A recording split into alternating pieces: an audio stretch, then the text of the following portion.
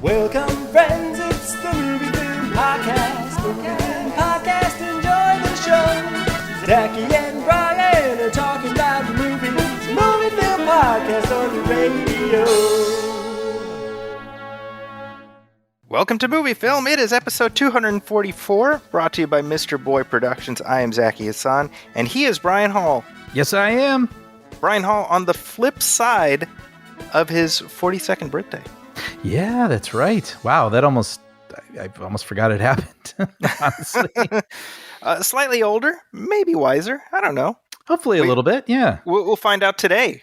You know, it's wild. I mean, I know this is maybe played out as a conversation topic at this point, but when the whole COVID thing began, it was March 2020, and that was my 40th birthday. Wow. And there was, a thing planned, and, we were putting together, like a list of people going to try to make 40, let's do a thing. And then it was funny because as it approached, I know now everybody's had a COVID birthday, but at the time it was when everything was in question. It's like, should we be having this? I don't know, and eventually canceling it. Right. And now what's tripping me out is my brother is turning 40 this year. And in my head, I'm like, wait, no, I just turned 40, just because of what is time. Right. Yep. And I just can't believe that moment is now 2 years past. Somehow I became 42 and now my brother's turning 40. It's just absolutely wild to me. The last 2 years are a vortex. Mm-hmm. It's like a black hole because time became completely relative. Yes. We just kept forging forward, but it didn't matter what the numbers were anymore. Yeah, I mean, it truly, like, it feels like it was a snap of a finger, and yet it also feels like it was interminable. Let me try that again. It was interminable. Certain words are hard to say with Invisalign things in your mouth. I wouldn't have known otherwise. But yeah, no, it's truly wild. It's truly wild. But I just, 42. I'm happy to be here. We're the same age, right? We're just a few months apart. Okay, yeah. We're enough months apart that in fourth grade it would have been like, oh my God, you kid, get away from me. That's so true. Right?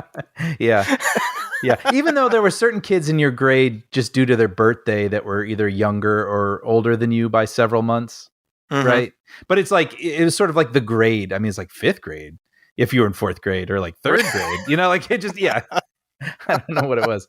It's like, hey, I know division. Don't even try to tell me your opinion on this or that. Step aside, Junior. Yeah. What do you know about Ninja Turtles? Whatever we talked about. There was a cartoon, like one of those little 5-minute shorts, kind of like Looney Tunes. Mm-hmm. I don't believe it was Looney Tunes. Maybe somebody who's listening would remember this, but it's these three kids, and they're like animals. I forget what they are, but they just watched Robin Hood, or they read Robin Hood or something like that. Mm-hmm. And so they're like, hey, let's play Robin Hood, Yeah. And one of them is like, I'm going to be Robin Hood. And then like the bigger kid shows up and is like, who's going to be Robin Hood? It's like, oh, you're going to be Robin Hood, of course. Right. And then the bigger kid, who's going to be Robin Hood? You're going to be Robin Hood, of course, yeah. And I see that play out with like my kids. Really? Yeah. That's like when the oldest one isn't around, the younger one is going to be Robin Hood, Oh, that reminds me of being a kid and playing Batman, and my younger brother was always Robin. Exactly. Now I feel kind of bad. We should have switched every now and then. Well, what other than you birthdaying it up? Yeah. I not to be a broken record, but I've just been so exceptionally busy lately that I just haven't had a ton of time to do all the things I would like to do or watch or even just relax time. Right. I was telling Federica the other night, I was slapping myself on the couch because I was trying to stay awake because I just wanted to finish an entire podcast of something, but I just once I get the free time, I'm just too tired. But the one thing we've seen, or actually there's two things. One of them we've both seen, so we'll talk about that soon. But I did want to mention that I saw Coda. Morbius, Morbius. Yeah. Yeah. No, Folks, you're right. This is what Brian does for the show. He's slapping himself trying to stay awake. That's what I try to do for myself. But yeah, oh my gosh. Yeah, I was actually going to go on a whole rant about how that Everything Everywhere All at Once movie is out, and Yes. I've been dying to see that for months. The first moment I saw that trailer, I go, that is a movie I want to see.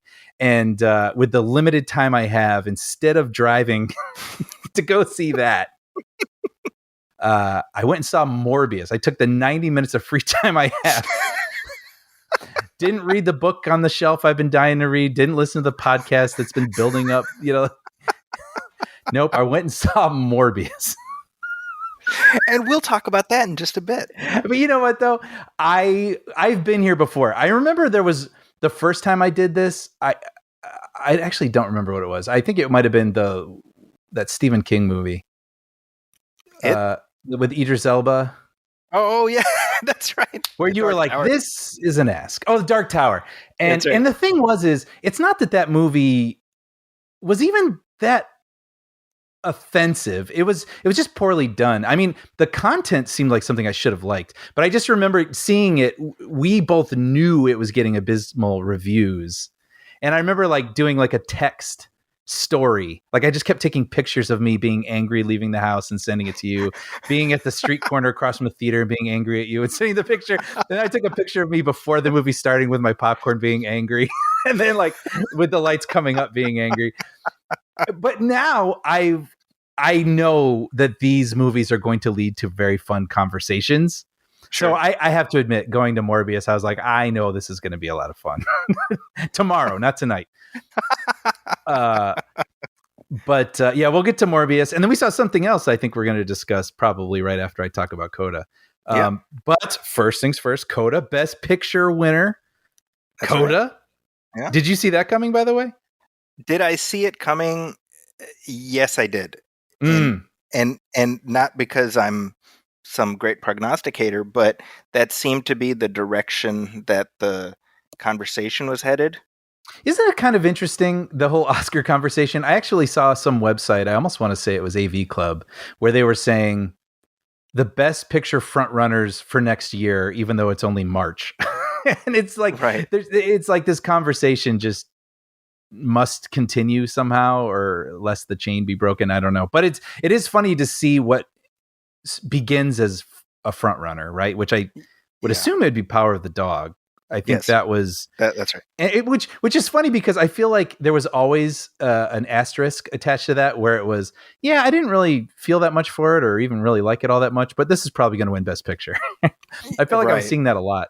Yes. And then just as it got closer and closer to the Oscar date, it just seemed like Coda was the movie. Like, this is the nice movie. It's very accessible. I could actually see this, people are tired. I could see people responding to this and being happy to have seen a nice movie. And then it sort of took over the Oscar conversation. And then, I guess that's what happened. Being on Twitter, mm-hmm. which you smartly are not, what I saw over the last 2 weeks or so was the Power of the Dog people going to war with the Coda people. And I was like, this is how society is going to end. Like, this will be. I know. Like of all the dumbest possible hills to die on. Yeah. Yeah. I also feel like, I don't know, why not both? Like, can't you like two different things? I mean, I don't know. That sense of, and truly, maybe this is just something that we arrive at. I mean, certainly for me, there was a point in my life where I really spent a lot of time focusing on the Oscars. Me too. And these types of conversations, if I'm being honest. But then you realize, well, I don't even need a movie to be nominated to love it, right? Yes. And so I don't really care what prizes it wins. So that sense, like, I mean, really, people like, if you don't like Coda, you're dead inside and a bad person, like that. And I'm like, can't we just be like, maybe people don't like, why has it got to be that? I did want to mention though, I saw somebody, I thought this was very funny. Somebody, Letterboxd. Yeah. People can create lists on there. Yeah. So somebody created a list, and it contains Power of the Dog and Spider-Man No Way Home. So it's just 2 movies in this list. Okay. And the list is movies that were released in 2021 in which Benedict Cumberbatch puts on an American accent and has a strange relationship with a boy in his late teens named Peter, who has a dead dad, telling the boy at some point in the film not to call him sir. That's good. That's good. Amazing. I love that stuff. People putting together the pieces that I have in my head but would never assemble. It's good for a chuckle. Anyway, sorry, Coda. Coda, and I've seen, I think the main criticism lobbied at this movie is that it is just a 2-hour after school special. Yes. In terms of meaning, actually, do I have to explain what that is? Has there been one in like, you may need to. Basically an after school special was, I don't know why they, now I'm trying to basically they were at like 3 p.m. or 4 p.m. in the afternoon on ABC or something. They would show a 1 hour, I don't know, short film, I guess, because it wasn't a television show, but it would always be about like a teen who got pregnant in high school, or, they were sort of like, they would be sort of schmaltzy and heartfelt and maybe about like some sort of issue that seemed a little dramatic for a teenager. Today there's Euphoria. Yeah, right. Back then we had after school specials.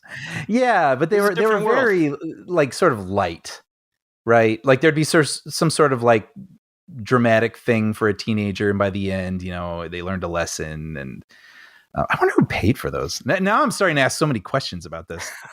Like it was just in.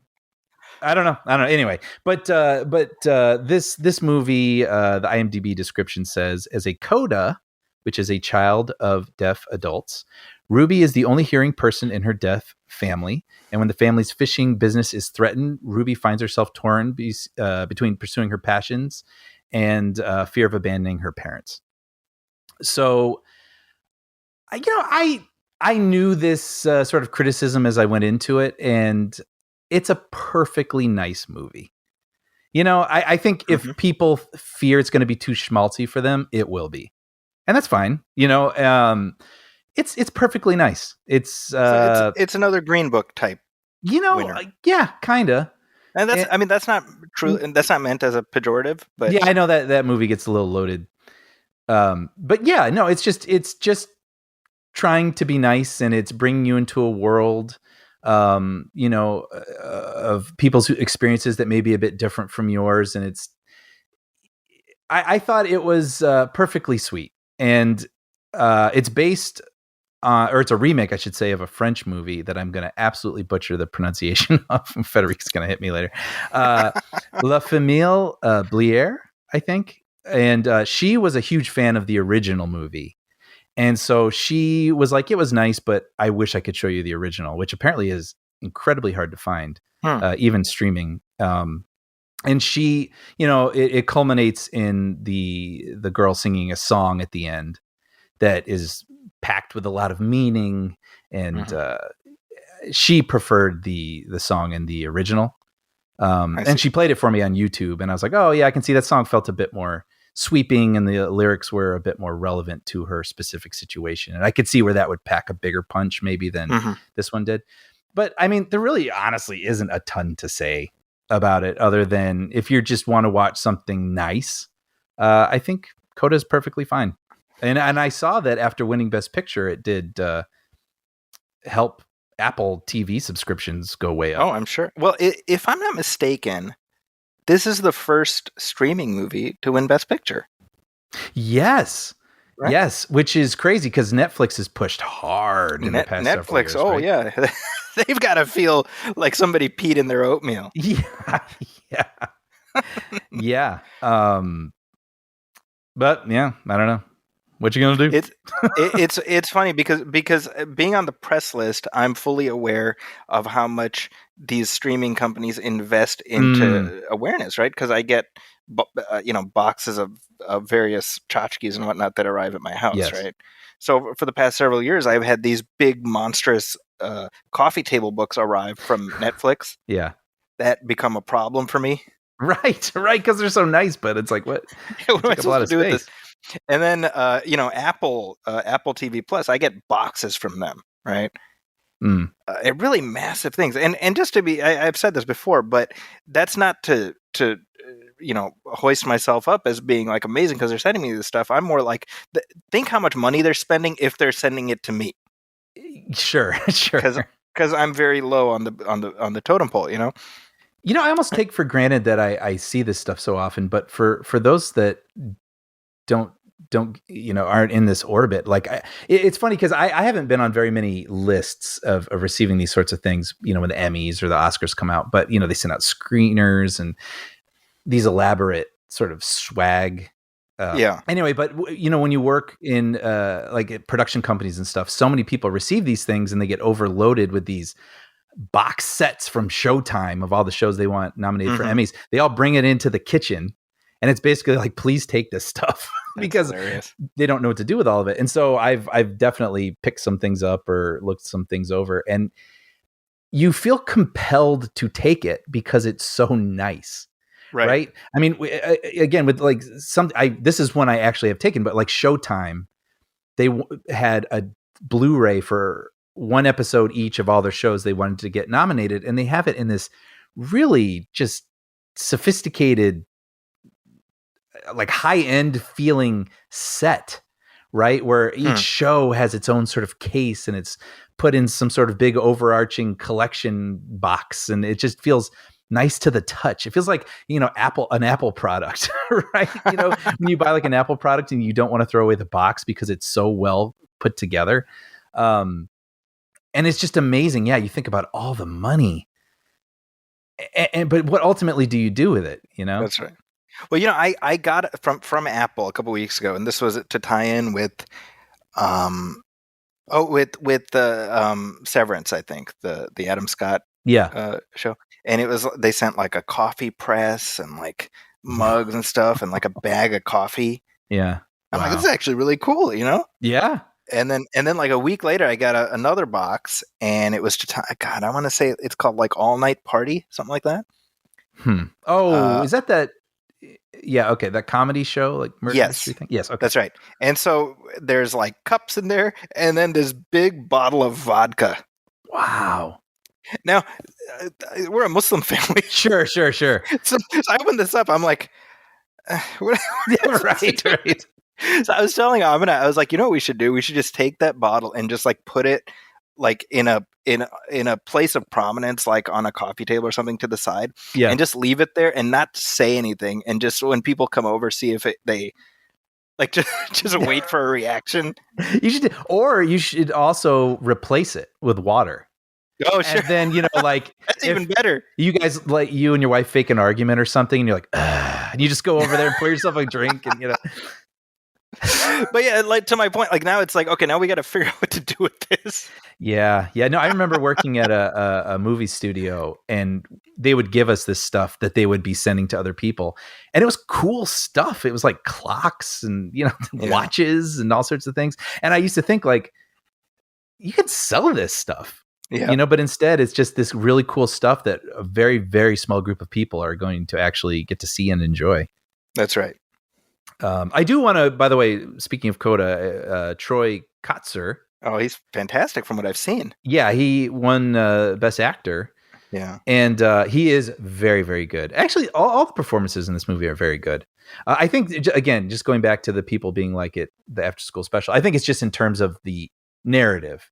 Where it's like a person and she wants a thing and will she get it? And she does, kind of it's like, yeah, I mean, we've seen it before, but it's sort of like, we talk a lot about sports films. Like, what the story's going to be. It's almost a Mad Libs sort of, well, let me throw this out to you. Yeah. On the after school special scale, where does this compare to, say, Crash? Oh, I think it's better than Crash. Okay. I think that was my question. Yes, no, definitely. I think Crash almost felt, oh man, you're going to have to help me find the word. I think, you know what I'm saying? Like it felt very, it tried to solve all the world's problems. Yeah, that's exactly it. Crash is like, and racism is done now. Yes. Thank you, world. We did it. Yeah. Thank you. I'll take my Oscar now. Like it felt a little bit like that. Yeah, and this movie doesn't feel like that at all. Okay. It could almost be like a Disney movie. Okay. You know what I mean? Yeah. And then I think that makes people scrutinize it a bit harder, but it's like, well, I don't know. What's wrong with that every now and then? Well, that's Coda. Yeah. Here's the thing I've seen. I don't know if you've seen this, but it is Winning Time on HBO Max. Okay, this goes back to how tired I am. I started this one night after working. I've been like working, eating dinner, and then working again. And then around 10 p.m., I tried to do something for myself. And I was like, okay, Winning Time. I'm very interested in this story. Let's start this up. And I fell asleep about 30 minutes into it. Okay. And I have not gotten back to it. And now I'm very curious to hear if I should carve out some time for I'm this. 2 episodes in. So for those of you who don't know, this is the rise of the Lakers dynasty. Yeah. And it's an Adam McKay joint. Oh, really? I couldn't tell. Yeah, from the 30 minutes I saw. I was like, whatever that implies, it's in here. Yes. Whatever that bucket looks like, they just poured this into that. Yes. So you're either on board or you're not, and it really does feel like Adam McKay has, of late, become very polarizing. You know, he has definitely. I would have never imagined this, but he definitely now has a voice. Yes. And it's like you're either with it or you are not. Some people don't like that voice. Yeah. So I'm gonna say I'm Team McKay for the most part. Okay. To me, it's like a friend, and sometimes you're like, I don't know about that. That's me. You know what, my brother? I'll just say this. He's starting to lose me. Okay. However, I was talking about this with my brother, and he goes, "Yeah, I agree. However, he is always watchable." I agree with Dan, and I agree with that too. I agree with that too. That like Don't Look Up, I was kind of like a tweener on, you know, but I'm still on board enough to always give it a shot. Mm-hmm. And so this is you know, in that vein, very Big Shorty type, centered on John C. Reilly as Jerry Buss, who buys the Lakers in 1979, and it's about what ensues thereafter. And this was the show that led to the break between McKay and Will Ferrell. I know. Because Will Ferrell wanted to play Jerry Buss. Mm-hmm. And the thing is, you watch this and you're like, no. I know. This was John C. Reilly. Like, you could not take this away from him. Yeah. He's so good. Yeah. And more important, he looks like him. He looks like Jerry Buss. Right. So I just can't even wrap my head around what a Will Ferrell version of this looks like. Mm-hmm. But I will say, like, again, I'm like 2.5 episodes deep, and I'm really enjoying it. Mm-hmm. It's very much, you know, we've talked about this before. A lot of these things delve into roughly our childhood. Mm-hmm, mm-hmm. So it's fun to be like, oh, I remember that. And I think for me, I'm more familiar with 90s basketball vis-a-vis the Bulls. But 100%. Yeah. And I think that's part of the appeal, is that this story bumps up into what I know. Yes, exactly. Right. That's exactly it. When the Bulls beat the Lakers in the finals, I was like, it was like a great. Generational shift. Yeah, it was. Yes, exactly. It was sort of like a baton, mm-hmm. sort of in dynasties, but I'm not very familiar with that dynasty that came before. That's right. So, but certainly we're familiar with Kareem. We're familiar with Magic. Sure. You know, Pat Riley. We remember, and you know, Larry Bird and all the figures from mm-hmm. 80s NBA. Right. So for me, I was telling my wife, I was like, you know, from a couple of years ago, the Bulls documentary series, mm-hmm. The Last Dance. I almost feel like this, you could line it up right before that, and mm-hmm. you get something really interesting. You know, yeah. Even they're two different stylistic and storytelling approaches, but I've been enjoying it. You know. Okay, I'll get back to it. I really do feel like it's the type of story I would enjoy watching for sure. Yeah. And then a thing I saw, which this was the number one movie at the box office last week, is mm-hmm. The Lost City. Yeah. Channing Tatum, Sandra Bullock. Yeah. It's a return to form in terms of rom-coms coming back to theaters. However, it has probably the most generic title any such movie could have had. Yeah, as I wrote it down for this in my notes, I was like, wait, is that come after a colon? Was there like an actual title, and then it was, like Indiana Jones and the Lost City? But no, Right. and it used to be called the Lost City of D, That's which right. they dropped. I have a friend that works at Paramount, and he gave me a shirt for the movie, and it actually says the Lost City of D on it. Which I would imagine is because like 5 years ago there was the Lost City of Z. I forgot about that. Yeah, which is a great movie, by the way. I recall that. I feel like I remember you saying that, and I was like, I need to write that down, and I didn't, and I should again. Really good, worth watching. Yeah, I would assume that that's the reason they changed it. Mm-hmm. But this was my wife and I. We got to go to the theater to see this. Yeah. My oldest is now old enough to hold down the fort for a couple of hours. That's cool. Isn't that amazing? That's and I was nice. like, she and I have not been out together for like a show or something since 2019. Wow. I think, and I could be wrong about this, I think the last time we just went out together was to see Phil Collins in like October of 2019. Wow. I actually remember that, by the way. Yeah. I just saw this past week that Phil Collins has said he's retiring from performing. Yeah, I saw that. And so I was like, man, I'm so glad I got to get in under the wire, you know? Yeah.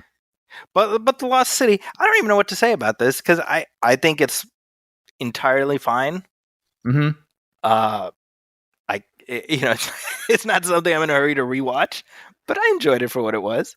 I think we're pretty much on the same page. I when I saw the trailers, I mean, you can't help but go, oh, so it's Romancing the Stone. Yes. Like it's unavoidable. And when you watch the movie, you go, oh, it's Romancing the Stone, Raiders of the Lost Ark, and Tropic Thunder. That's right. That's perfect. Yeah. Right? But I didn't have a bad time. No. And I'll be even more positive. I had a fun time. I agree. So all of that is true. And if it's to slow you down, then I get it. But I was kind of able to put that aside. And Channing Tatum, when he's being lovable, sweet guy, is that is his sweet spot, I think. I mean, he's just so charming and lovable when he does that. And Sandra Bullock, I mean, I've loved her since Speed. So I mean, you don't mind hanging out with these people. I think it did feel, a little light, but yes, this was a perfectly nice night out with my fiance. And I think, especially when it hits streaming, I think this is going to be the perfect thing when you're like, want to try to watch something that many people are going to enjoy watching together. I just don't think it's a bad time. Yeah, and by the way, I know you're a fan of Sandra Bullock since Speed.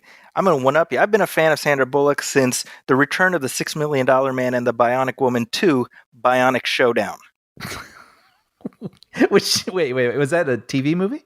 That was a TV movie. And she was in it? She was in it. Wow. I actually thought you were going to say Demolition Man. No, Demolition Man. Amateurs. That was pre-Speed, though, right? That was pre-Speed, yeah. Right, which I saw after Speed, I believe. Okay. But, wow. Okay. But regardless, no, she's fun, of course. First of all, I like that it is Romancing the Stone, but with a twist. Yes, which is that you have Channing Tatum, who you assume is going to be the Michael Douglas, but he's just a complete goofball. Yeah, and he's like her cover model. That's right. The sort of the hero in these stories, and he's not that person in real life, but he'd like to be. Yes. Well, and I also love that the movie puts Brad Pitt in there as the guy who makes Channing Tatum look like a doofus. Yes. Because in any of he's Channing Tatum, for goodness sake. He's like sculpted out of a marble, I know. And it's funny because it's almost a shame that the trailer revealed that. Yes, 100%. Because that character is so funny. Yep. I mean, he's just solid gold the whole time he's in this film, and it's just perfect. Yeah, like you said, I mean, he's the only person that can make Channing Tatum feel like reduced, and he shrinks in his presence, which is just really funny to watch. Yeah, the trailer really did a disservice to that. I mean, I will admit that it did make me go, it was a part of what made the trailer even more appealing. Because it's like, well, that's hilarious. But yeah, it would have been a really, really funny surprise. Yeah, just have him show up. Yeah. But I also I was going to bring up just a couple things about it. One, my favorite line in the entire movie. Well, maybe I shouldn't ruin it actually. But you know what? It's so small, and my theater didn't really laugh at it, but I thought it was so funny when Sandra Bullock's agent's assistant is trying to escort an elderly woman to another room. She goes, "Come on, tell me what war it is you lived through." Just I just died. I was like, that was so funny. And you know what else I noticed was there's a moment in the third act when they're kind of going through this cave and they have to crawl through these rocks. And I was like, you know, this cave looks dirtier and damper and danker than the entirety of Uncharted. And they should feel bad about that. Am I wrong? No, you're not wrong at all. Yeah. I mean, some of the jungle definitely looked CGI-ish. Yeah. And actually, which is crazy because I read later that they shot in the Dominican Republic. But yeah, I was like, muddiness. What they don't say is that it was a green screen in a hotel in the Dominican. That's hilarious. They get the tax credit. The whole story. But all they did, they rented a conference room and just put up a green screen and a treadmill, so it looks like they're walking through. Yeah, you know, I did notice. I want to point out too. This is way off topic of the story of the movie, but I noticed something in this movie that I also noticed in the Adam Project, which we talked about, I think, the last episode. Yeah, that's which was. Did you end up watching that, by the way? Oh, did we not talk about that? Yeah, I did. No. Okay. You talked about it, and I hadn't seen it yet, I guess. That's right. It's so funny. You could almost say the same thing about this movie, where it's like Explorers meets. It's exactly what you said. E.T. meets Flight of the Navigator meets. But not as good as all those movies, but also not bad. Not a bad time.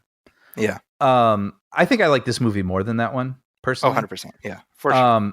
But so there's this, I don't know if it gets talked about as much anymore, but when Blu-rays were new, in order to take these older films and have them look like they could stand next to a newer film, they would do this software pass called DNR, which means digital noise reduction. And sometimes it looks ruined good. A lot of older movies. Exactly. I mean, it basically gets rid of film grain. That's right. And sometimes it can be fine if you modulate it well enough, but sometimes it can make people look kind of waxy. And I felt like this movie had like a DNR pass done to it. Interesting. And similar to the Adam Project, where I even in the middle of watching that movie, I said, I know this movie is outside right now, but I don't think they're outside. And it, you know, it was like a cabin in the woods. And then later I saw on Instagram from some behind the scenes picture that it wasn't outside. It was, you know, a lot of fake trees, a house, and some green screen. And you know what? I don't begrudge it. Like, if that's what the budget required, if that was the easiest way, I totally get it. But it just sort of throws off your senses in the back of your mind a little bit. And in this movie, I just felt like, wow, this movie feels very flat. And I was like, maybe it's cameras now, and I'm just used to a different sort. Because I mean, you think of Romancing the Stone, and you're like, oh yeah, it looks like mosquito might bite me right now. And in this movie, it felt very flat, and I don't know why that is. And I actually, not even a criticism of the movie, just an observation. I don't. Do you notice that? And I don't know if it's digital cameras. I don't know if it's because they are doing some of that stuff on a stage, and the lights just make it look that way, or they are doing some sort of software pass to make it look super clean. And I don't know. It did kind of stand out to me. It didn't look Crystal Skull bad, because that jungle looked terrible, but somewhere in the middle. I don't know. Yeah, no, I don't doubt for a second that maybe just to lend consistency to the various locations in which they shot it. Ooh, that's an interesting point, to sort of meld what was real and what wasn't, and try to make it all look the same. So speaking of Crystal Skull, I did like without revealing it, but the way the film culminates in, it's sort of the equivalent of knowledge. The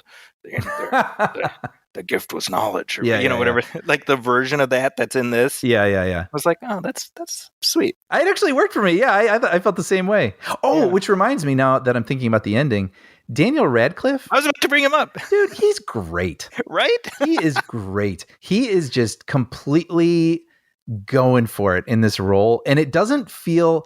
Sometimes I brought this up. I think in Scream or something, the latest Scream movie, where you like if you want a crazy person, you get Matthew Lillard. Right. But it feels like they're not hiring Matthew Lillards these days. They're hiring these sort of CW actors and saying, act like Matthew Lillard. And it doesn't feel right. You almost feel bad that person's trying to do a thing that they just isn't in their bones. Mm-hmm. And Daniel Radcliffe is just doing his thing the way this movie asks him. And he is killing it. Just killing it. I mean, he found like the perfect wavelength. Exactly. And when he's supposed to get more agitated, it is so fun to watch. I loved him in this movie. The funny thing for me is just in general, whenever I see Daniel Radcliffe in anything, I'm just like, thank goodness he's not like a sociopath. Yeah, those kids, as far as I can tell, all of them seem to turn out okay. Yeah. Yeah. You know? Yeah, and he picks these really interesting movies too, which I kind of admire. He can do whatever he wants, so he does whatever he wants. Yeah. Good for him. Yeah. Yeah. Good job, Daniel. Yeah. All right, let's take a short break and we'll come back and we got a whole bunch of more stuff to talk about.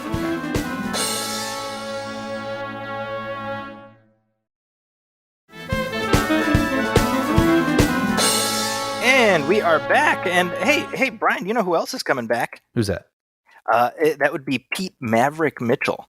Oh, yeah. I'd fly with that guy any day or anytime. That's right. You can be my wingman anytime. Yeah, it's just it's funny. I like Top Gun, but I didn't quite have it on repeat like a lot of people did, as evidenced just now. That's kind of funny because that was actually what I wanted to ask you about. So there is a new trailer because we've been dealing with the same old trailer for Top Gun Maverick, since like 2019 or something, right? Wow, yeah. Because it was supposed to come out during the pandemic year. Yeah. Right. So there's a new trailer. Let's play some of the audio from the new trailer and we'll talk about it. Everyone here is the best there is. Who the hell are they going to get to teach us?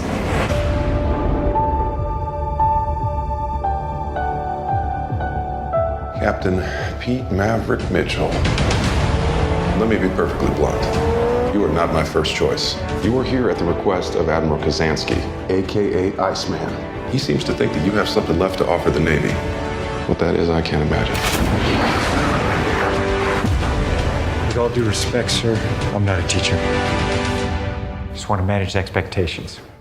So this is finally due to come out May of this year. Okay, yeah. And then and Mission Impossible 7 was supposed to come out this year. Yeah. But that's been kicked to next year. By the way, did you read that Hollywood Reporter article about? I did, where they said that the budget for Mission Impossible 7 and 8 is at this point human calculators no longer are able to process the amount of money involved. Yeah, it's like they were holding hostage what they wanted for 8 or something because they don't want to finish 7 until they can figure out what 8 is. Because they these movies are basically blockbuster jazz, right? Like they make it up as they go, and I'm sure they would like to be able to. I think they want to shoot 8 before they finish 7 was the deal, because 8 could affect I don't know any part of 7. It's kind of interesting. It's funny too how it sort of read like it's supposed to be. It's going to be Thanos snapping his fingers, right? That's the end of number 7, right? That's what happened. Well, I think it was trying to be some sort of expose about how intense and difficult Tom Cruise is, and when it ended, I was like, yeah, I thought we knew this. I had that same thought. Yeah. Because I'm like, what other superstar at his level is there today? Few, if any. Yeah. Right. I mean, someone who can do that, who can just be like, nope. It's funny. The first I was just trying to think of someone, and Brad Pitt came to my head, but it's not the same. I mean, he is as well known, but he cannot command the things Tom Cruise is apparently able to command. Yeah, I mean, up until 10 days ago, I might have said Will Smith, but we'll talk about that. We'll get to that. Yeah. but I mean, Tom Cruise. I mean, certainly superstars from his era. Yeah, the fact that he has been a star since before the first Top Gun, and he's never stopped being a star. Yep. Couch jumping notwithstanding. The fact And that he can be the fact that he's back from that. Yeah, absolutely. Yeah. It's remarkable. So anyway, my point is, as you mentioned before we played the audio, you didn't have Top Gun on repeat like many people. Yeah, and my friends did it, like, and I remember them being kind of obsessed with jets and stuff, and I just never was. I watched it with them, and I was like, yeah, that's cool. On to the next thing, kind of a thing. Like I was obsessed with the Batmobile and that kind of stuff. So how are you feeling about this? I mean, I'm assuming you're not excited, but are you interested? I'm not chomping at the bit like I am, say, for Michael Keaton to return as Batman. Sure. But at the same time, I am a Tom Cruise fan. I mean, personal life, all that stuff notwithstanding, what he is for movies, he always delivers. Yeah. And I always enjoy it. I'm a huge fan of the Mission Impossible movies. And, I was going to say even about the whole article we just mentioned is I wouldn't want to be an executive over there or an accountant, but as a fan, sure, I love that he's just trying to make the best damn movie possible for me. Right. So in that way, I kind of respect him. And I think he really respects the audience. Like he cares about audience experience. And so whatever this movie is, if he's just making a movie about jets, I know it's going to be something bigger and more special than most people could bring to theaters these days. So yeah, in that respect, I'm very much looking forward to it. I think it's going to be an experience. And this is directed by Joe Kosinski, by the way, who previously they did Oblivion together. Wow. Yeah. The latest trailer shows us that Val Kilmer's Iceman is in the mix somehow. Although I wonder if it is just a picture. Yeah, like a nod. Yeah. Yeah, I do wonder about that. Here's my question, though, and this has been bugging me probably way more than it should. Okay. But I'm like, Miles Teller is the son of Goose. Yes. And so like the timeline I'm having some trouble with, because that would put him at 35 plus at this point. So I'm like, but he's a trainee? That is hilarious. I didn't even think about it. Right? Like, am I doing the math wrong? No. I mean, I'm sure they'll have some answer to that. I don't know. I saw somebody on Twitter. Somebody was like, Top Gun Maverick has been delayed so long that Miles Teller is in it. Which that does feel like a very specific era of casting.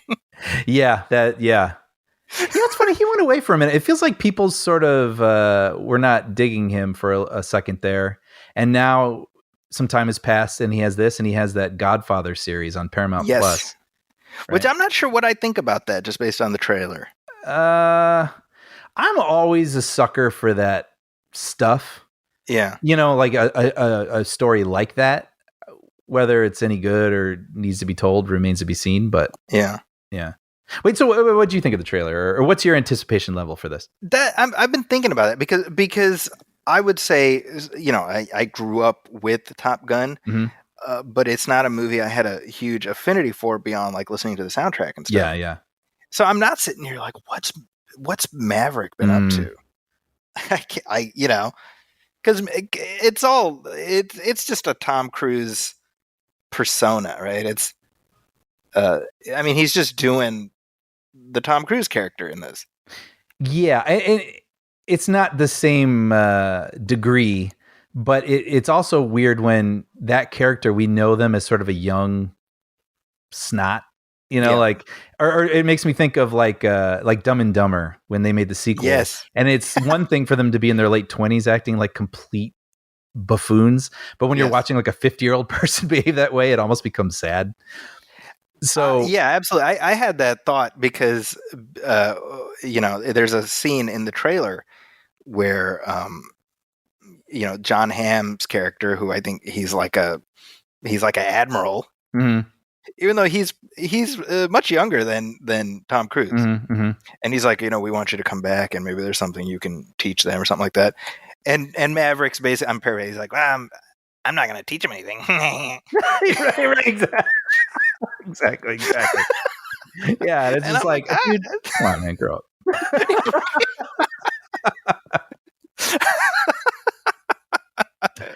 So, but I think that Kaczynski has a unique eye. He's a director who should really be much more in the conversation. I 100% agree. So that I'm interested in. Because Oblivion was a movie I was kind of cool on, but I think it looked amazing. And so that I'm curious Tron, to see, right? Of course, Tron, which I've been a big fan of. So that is Top Gun Maverick. I'm sure we'll be having a conversation about that. Yeah. In about 6 weeks or so. So wow. Yeah. I mean, this was one of those ones too, when the whole conversation early pandemic was, well, we're just putting stuff to streaming. Top Gun was like, nuh-uh. Yeah. Like, not even a consideration. That was always just going to be pushed until the moment was right. So we're finally here. I guess the moment is here. Yeah. So a couple headlines just to start things off. A couple people have left us. Some sad news. Yeah. I meant to mention this last time. William Hurt passed away. Yeah. William Hurt at age 71. He had been battling cancer.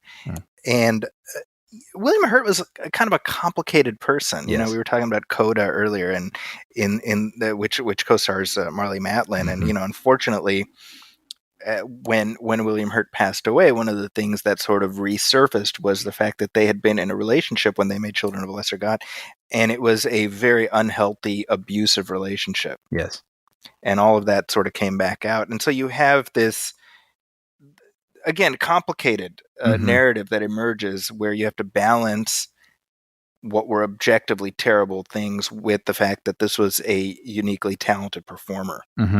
And how do you address each of these things? Certainly for me, William Hurt is one of those actors who's just been around all my life. Yep.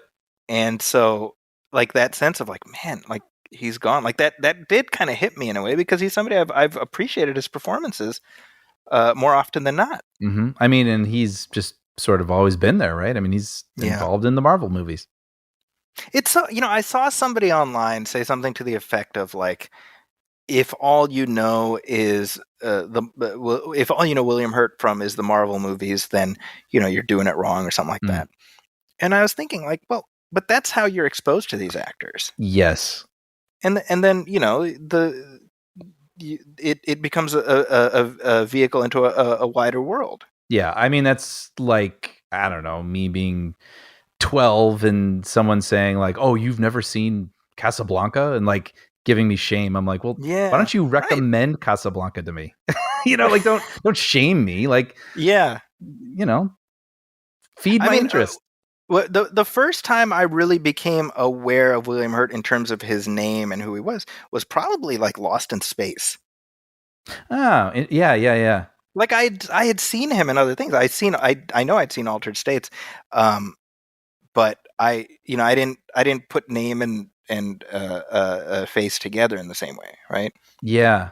But Lost in Space in 1998 was very much sold on him, and it was sold on, he's a quote unquote serious actor doing this, and it sort of elevated the film, Right. And then that made me delve back, further back, and of course Dark City was that same year. Oh wow, yeah. And so my point is like, well, yeah, through that I became sort of aware of his larger filmography. Yeah, and it does make me want to.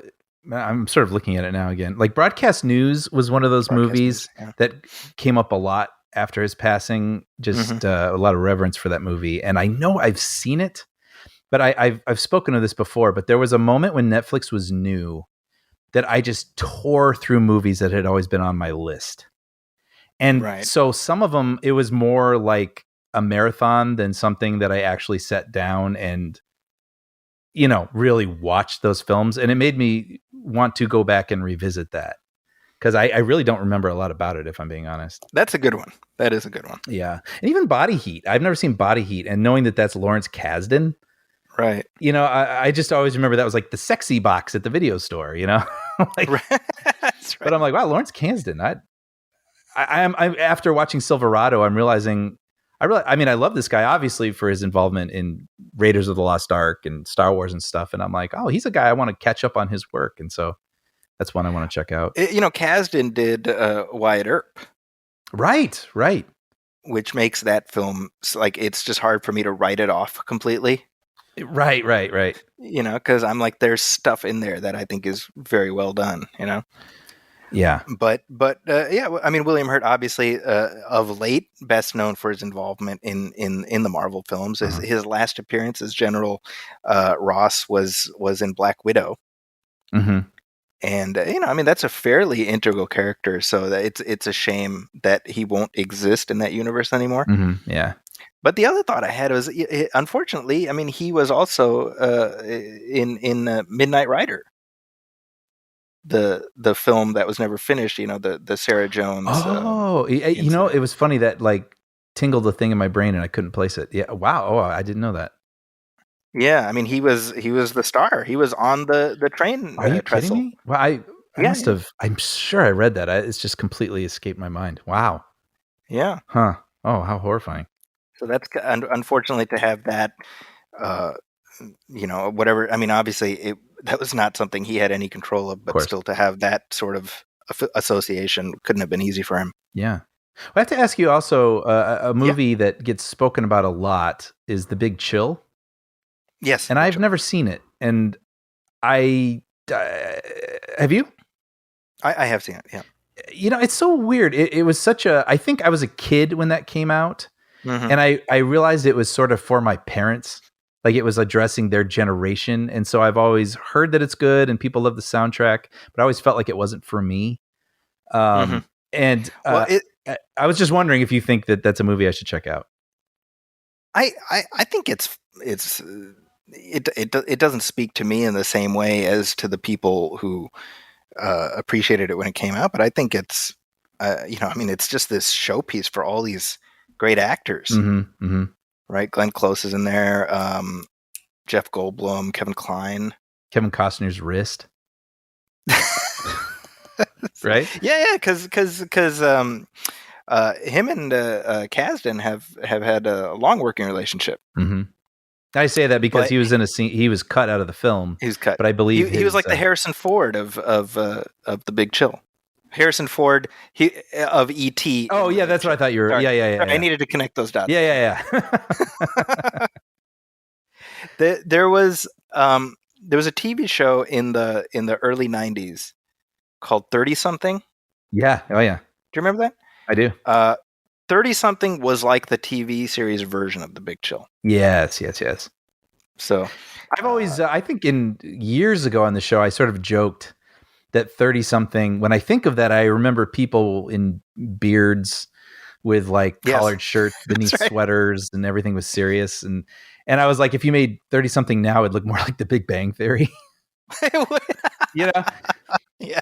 It's just kind of a funny generational. What's funny, Brian, and this is at this point, this is just a conversation between you and me. The Big Chill is about a group of friends who come back together in the aftermath of one of their friends dying suddenly. Mm-hmm. And you may recall that you and I worked on a little unfinished short film that was about a group of friends that come back together after one of their number dies rather suddenly. So I was unintentionally aping The Big Chill. Wow. Yeah, right. Wait, it was something Donovan. Yours truly, Donovan. Yep. Yeah. Wow. People can be like, what the hell? That was like the first time that you and I worked on anything together. Yeah, well, because we met in a filmmaking class. And so when we realized we were all interested in this, you and I and Sean Coyle just really connected. And so we started making our own things and helping each other with those things. And that was one of the ones I remember meeting up with you at the college to shoot on weekends. Man, can you believe that? That's like 20 plus years ago at this point. We're having like a Big Chill moment right now. I think we are, yeah. That was itself a Big Chill riff. We need like to everything turn. Put that like as we're talking right now. Man, I'll never forget it. So William Hurt, R.I.P. He will be missed. Yeah. Taylor Hawkins, Brian. This was shocking. Yeah. Taylor Hawkins, the drummer of the Foo Fighters. Or rather, Foo Fighters. Oh, without the, did I say the Yeah. or something? Yeah. The drummer of Foo Fighters, yes. It was just out of the blue. I got a text. It's, or no. I think I opened my phone and it just said Taylor Hawkins dead at 50. I was like, what? And it just happened and I couldn't find more info. And then just text started pouring in. Just shocking and tragic. And, I've really liked, no, I'm trying not to say the Foo Fighters, since their inception. And so they've been there for a huge portion of my life. And he just always seemed like a really jovial person who just was always happy to be there. Like he loved what he did, seemed like a really bright personality. And so it's just, I don't know, just shocking and sad. I mean, for his family, for the bandmates, for fans. I'd heard a story, it's sort of well known that he was Alanis Morissette's drummer before he joined the Foo Fighters. And apparently, I'm going to say we're just going to have to deal with it. Let's just stipulate. Yeah, it's just going to happen. I'm sorry.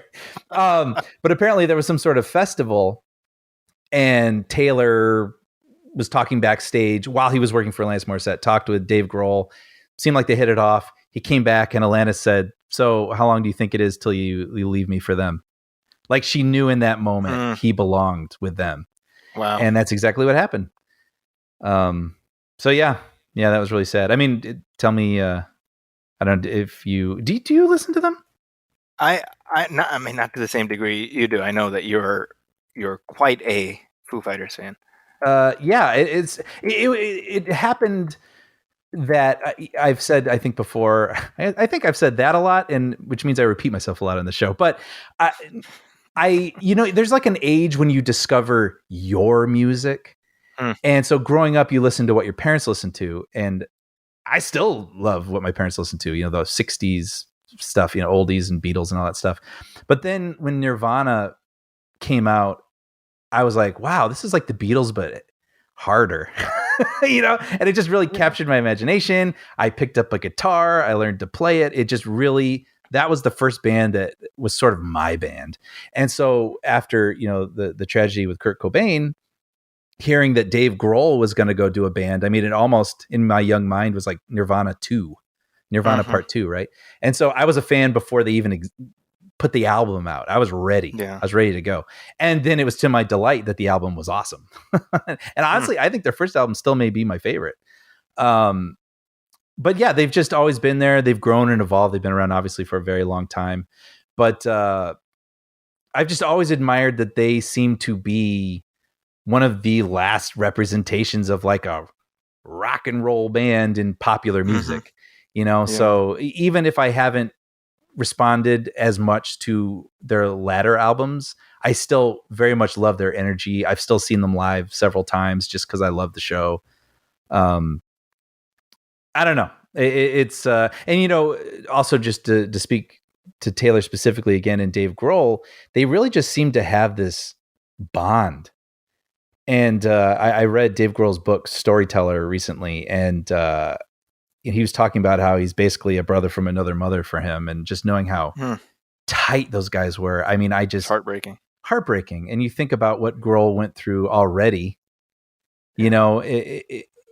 with a band, when you're with a band for that long, I mean, they're family, right? And for him to have gone through that with Kurt Cobain, and he speaks to this in his book, and he's like, I couldn't listen to music. Like music made me sad, any music. Wow. And it took him, Foo Fighters was him like remedying that, like healing himself. And then that thing that healed him then to bring about this tragedy. I mean, I just can't even, I just feel really bad for him. And this is in case we missed mentioning this, it was drug related. Yes, it was a whole cocktail of things, which is just really sad. I mean, he's struggled. It's documented. I don't remember what year, but several years back, he had an episode and he was in a coma. And so it's just, it's funny. I'll be sort of candid because I think it's important, but I think, many, many years ago, I think I might have been someone to be like, drugs. Mm-hmm. But I think Well, sure, you watched the Saved by the Bell episode. yeah. And I don't even mean, like, I would still feel bad, but I'd be like, well, kind of an attitude. Right. I'm sort of ashamed of it, to be honest, because as I've gotten older, man, to be an addict, like, it's a disease. Right. Yeah. And it's something absolutely. that something is introduced into your life. And if you want to get rid of it, you're fighting it every day for the rest of your life. And it just sucks. I thought I had read somewhere, so I almost don't want to get quoted on this, but that Philip Seymour Hoffman, that was something, he died of a drug overdose, and he That's right. had, quit for a very, very long time, but it was sort of a relapse, I believe, that led to... No, you're right. That led to what happened. And you're like, damn it, like, just every day. And that day, that was not a good day. And it's really tragic. It absolutely is. Yeah. And I think that's very well said. I mean, a little bit of compassion can mean everything, Yep. You just don't know what people are fighting against. That's exactly right. Yeah. Yeah. So let's take another break and we'll come back. We got some more headlines to talk about. All right.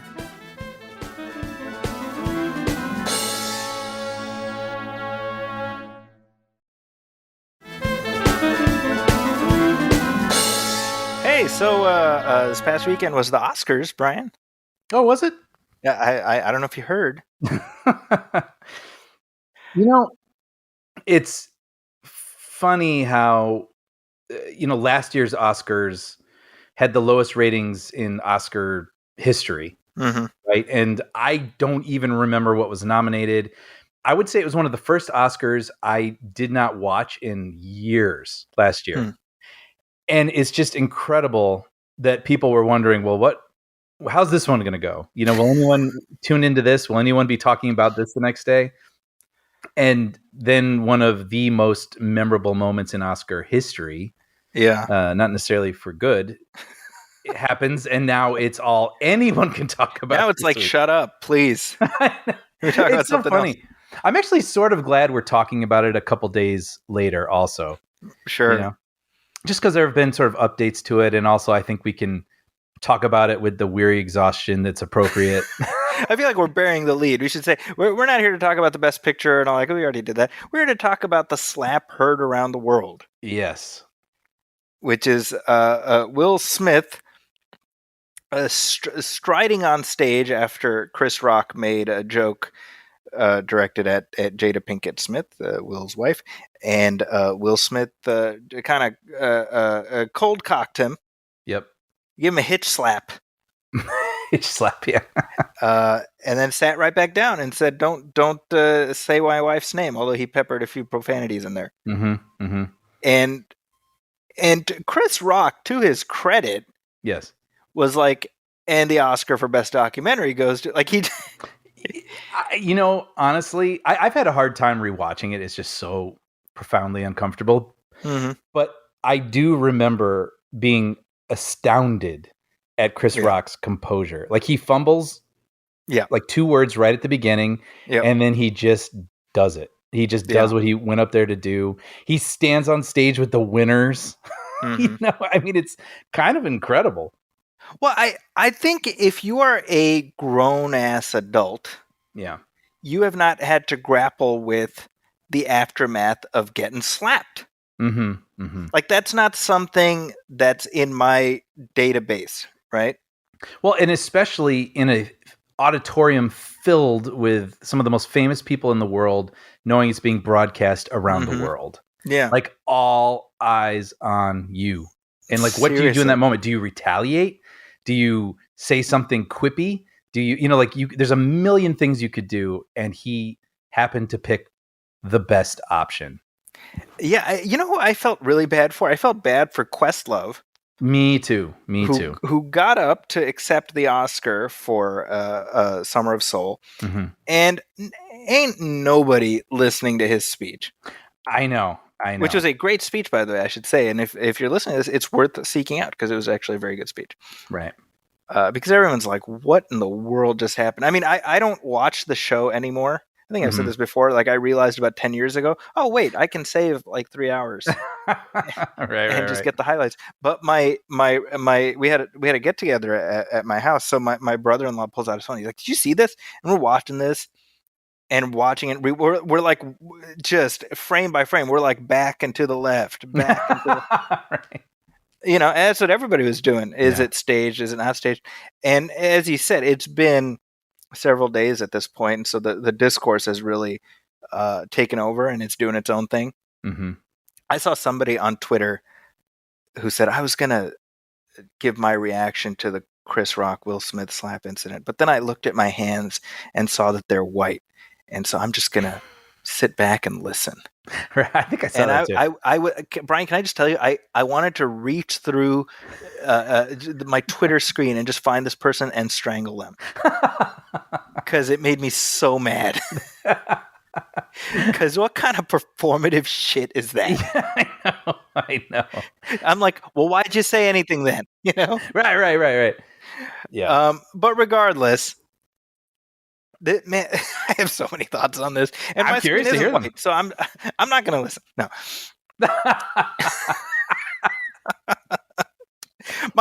Here's my one thought. Right away, I'm like, Will Smith is somebody who, and first, you and I, we've established we are fans of Will Smith going way back. Fans. Oh my gosh! I mean, since I was 10 years old when Fresh Prince first aired. He's been there ever since. Yeah, exactly, and beloved by me. Yeah, and he is somebody who has planned out his career algorithmically. Yes, which is a fascinating aspect to this. Yeah, I mean, I'm not, making something up. I mean, he's literally talked about it. He's like, he would look at what movies do well, and he did those projects, and he did that so that he could do this, so that he could. Mm-hmm. I mean, just mapping it out. Mm-hmm. All, with the end goal of getting an Oscar. Mm-hmm. And here he is. 45 minutes from getting an Oscar that has been preordained in his name. Yeah. And he shits his pants right at the finish line. It's wild, isn't it? Right? It's wild. And it's just, I mean, this was a guy not that long ago. He was very vocal, like, I don't cuss to sell records. Yeah. Which is weird because I think I'm half quoting an Eminem lyric. But but you know what I mean? Like, he had such a polished image, and he was such like, I don't know. Yeah, it's just so amazing that after decades of that work, for him to just lose it in that moment. And that's why I think when I say lose it, I mean, I really do feel like, I mean, it felt like a break. Yeah. You know, it happened, and we can get into was the joke inappropriate or whatever. And look, so Jada Pinkett has a medical condition called alopecia, which causes her hair to fall out, which is why she shaves her head. Now, this is something that is known in that she has not hidden it, but I don't think it's well known to the extent that I don't think Chris Rock would have made that joke had he known. Right. That's my assumption, but I feel like it's an educated assumption. So we can get into whether the joke was A, appropriate, or B, funny, and I think those are both subject to discussion. I hope we can all agree that regardless of the content of the joke, you should not get up and do that. Yes, we are on the same page. It sounds like, yeah. When I see people defending what Will Smith did, I just don't understand that, because I'm like, what are we saying here? What are the boundaries of acceptable behavior we're saying here? Mm-hmm. Right? Mm-hmm. Exactly. Because I was talking about this with my wife the night of. I was like, what if he just didn't say anything at that moment? But he knows he's going to win, or he's very, very likely to win. And he gets up at that moment. He says, and look at my wife out there. I know, Chris, you made that joke before, and you know what? You know how that would have been a moment I bet people would have talked about the next day. Exactly, right? I mean, it's... Instead, he's because his speech. Can I be honest? His speech was embarrassing. I was embarrassed on his behalf because he's like, I did what Richard Williams did, and Richard Williams is like, hey man, don't drag me into this. Yeah, I mean all this stuff, and I'm like, all you have to say is I shouldn't have done it. That was wrong. at that moment. So you know, and again, I say this as a fan of Will Smith. I believe everybody has a bad day. Yep. And I certainly believe he will get past this bad day. Mm-hmm. But think about this should be his best day. Mm-hmm. What is more impactful than winning an Oscar, really a career Oscar? And this is the conversation, right? I know. And that's just it, right? I mean, that's what it's so. I guess why we can't stop talking about it is because I 100% disagree with what he did. Yeah. But I still like him. Yeah. And I want to understand. Right. You know, like I think he needs to. I mean, I know he did put out an apology, but like what he did was unacceptable. Like, period. Yeah. But like, why did it happen? Like, I do believe he is a good person in his core there. Like, but something happened, and I think it's worth examining. I don't think it's up to us to do it, but I hope he does. Yeah. And I hope, you know, he gets better, honestly. And at the same time, you know, my thoughts are sort of like with Chris Rock too, and he just suffered a trauma.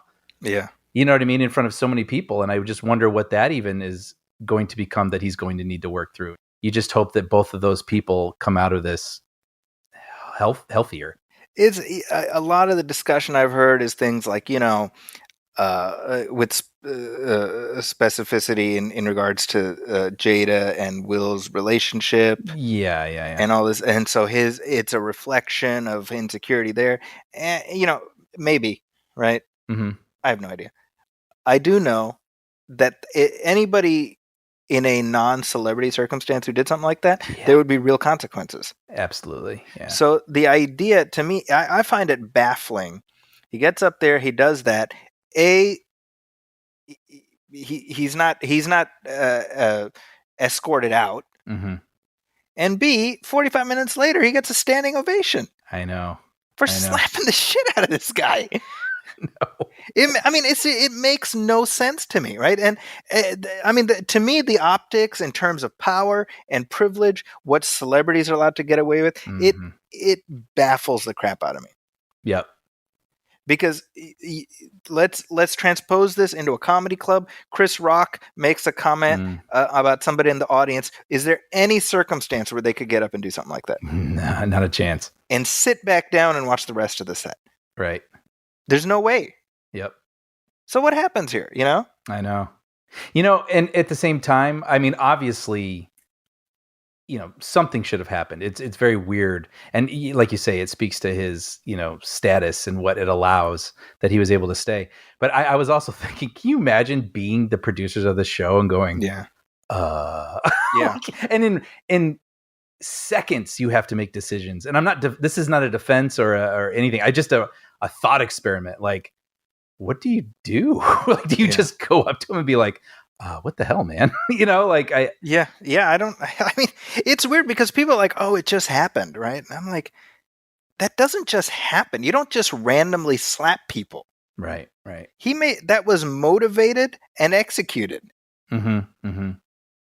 Again, I like that sense of, oh, he just lost control. Like, look, I believe there's all kinds of pressure inside of Will Smith that I can't even hope to understand. But I do know that what happened there was wrong. Mm-hmm. You know, this is whatever this is worth. Probably not very much. But as I said, I've always loved Will Smith. Wait, Brian. Yeah. Before you talk, what color are your hands? Oh, wait, hold on. Let me look down. Oh, jeez. What were you going to say? I'm sorry. No. Now you're like, is this a trap? No. This is actually just speaking as a Will Smith fan. I think, again, like you say, he's someone who he has spoken about how calculated his trajectory has been, right? Which I even kind of respect. Like, he was like, he had a path and he carved it out and he made it happen. For sure. And he's a very, very lovable person. And I just feel like you can't fake a lot of the good qualities that he exudes. But it's so interesting. It just made me think of, I think this past year he put out a book, like a biography. Yes. Right. I think. Yeah, I've been listening to that. Okay. So I'm actually curious to hear what you think of it, because I got it on audiobook because of course I want to hear it. That's right. And then I've kind of been putting it off. There's been other things, or I've been busy or whatnot. But then there was a little part of me in the past several years, through sort of the YouTube channels and the Instagram accounts, he's starting to feel a little bit more like he's putting on some sort of persona, rather than like being a wellness coach. Yeah. Rather than being sort of his authentic self, it almost feels like he's sort of crafting the character of Will Smith, who never has a bad day, or who, and that is what it is. But I was like, I wonder how genuine what I read is going to be, or if I'm just, like you say, that's interesting. Like I'm going to get like a wellness coach book from Will Smith, which I'm not necessarily interested in. And I would say actually, Brian, he opens up quite a bit in that book. I mean, to points like it's almost uncomfortable. Oh, interesting. Which has been another sort of trait of the Smith family in the past couple of years. But just real quick, just to finish my thought, and then I do want to hear more about that. So I was sort of applying whatever this is, this makeup that he's wearing all the time. And this is my perspective on that. I have no idea if this is true, but him putting on this face every day and trying to be that positive person and trying to exude all these sort of, things to make people feel better and whatnot. And I just wonder if at some point it just kind of warps you. Yeah. You know what I mean? Like trying too hard to be that person, and then also what comes along with that, and being one of the most recognizable people in the world, is that you don't live in the real world. People, you live, whether you want it or not, you live in like a reality distortion field. Right. And I just wonder if all those things just culminated in some sort of lapse in just reality of what he can do and who he is, and just some sort of break that I think maybe someday he may speak to. I don't know. I don't know. All that stuff just sort of swirled in my head as I tried to understand how that would even be possible for someone like him to do that in that moment. Yeah. I mean, I think being on display constantly at that level, it can't be easy. And always having to be Will Smith. I mean, when you think of Will Smith, you just think of the guy who's always smiling. Yeah. It culminated in the worst possible way, clearly. Yeah. Well, maybe I will check out that book though. Then, if you say it's, I've enjoyed it. I did want a little insight into the man. I'm interested. I mean, he talks about feeling powerless when his mother suffered abuse, and you wonder how much that factored in. And obviously, again, he's got a very complicated relationship with his wife, right? So all that, I mean, who knows? I mean, again, people are picking this stuff apart frame by frame. They're like, oh, he was fine with it, right? And then he laughed, and then she kind of rolled her eyes, and he got up at that point, and people making all kinds of judgments about him or her or whatever. And I'm like, well, I don't know any of that. But I do know what's right in that situation, Yeah. And, like, to me, honestly, the slap was bad, but like the speech made it worse, in my opinion. Yes. Because he doubled down in this weird way, and he's talking about like, love makes you do weird things, and like, yeah, but come on, Yeah, and talking about it like all the, I carry these people, and it came across sort of almost like a Messiah complex a little bit. Yeah, exactly. Oh, God put me on this earth to be a vessel of love, and I'm going to beat the shit out of it. Right. It's just I don't know. He just didn't seem like he had his thoughts in order. Yeah. And didn't know what he should do with that moment even. Well, because he had one speech planned out, I'm sure. I'm certain. And then he did that. Yeah. I mean, yeah. Yeah. And so it will be interesting. I mean, like we've sort of alluded to, I mean, we only know what we know at this moment, and it is, I mean, so help us, it's fascinating. And so, especially being interested in these people, you just can't help but just think about it. Yeah. And it will be interesting to see in the weeks ahead. I mean, the Academy Board, right, is going to figure out, they're doing an investigation, and I have to imagine at some point Smith will speak about it and Chris Rock will speak about it, and we'll get a little bit more insight into it. But it's irresistible, like it or not. Unfortunately, yeah, Yeah. that's the case. Yeah. Yeah. Other news, Brian. This Yes. is some sad news. Bruce Willis has retired from acting after several years of cognitive decline. Yeah. And this is something that you and we have not talked about this on the show, but certainly we've talked about it off mic many a time. Because, of course, for the last several years, Bruce Willis has been appearing in just these low budget, often micro budget films where he shows up for like a day or so, long enough for them to be able to put his face on the poster. Mm-hmm. And initially there was that sense of like, why is he doing this? Mm-hmm. Mm-hmm. And it became sort of the subject of mockery. The Razzies had a whole category this year, worst performance by Bruce Willis. And it was just, however many, 17 movies or something that he did last year. Yeah. Something ridiculous. And it, I had heard for a while that he was on a downward trajectory. I see. Enough that when the Razzies announced this, I was like, I think they shouldn't have that category. It seems rude to me. Right. And I was thinking, I was like, if I know that, and I'd heard it from enough sources that I felt like it was probably true. Mm-hmm. Mm-hmm. That I was like, the people there should know, right? Right. I think the Razzies have sort of outlived any usefulness they might have had. Yeah. Yeah. I mean, you can imagine them being this funny sort of subversive counterpoint pre-internet, to things that are take themselves too seriously. But yeah, in this day and age, it feels a little from another time. Yeah, so I mean, they gave Willis the quote unquote award on Saturday, and then like yesterday, they're like, oh, we're actually we take it back. Did you see they also took back Shelley Duvall's?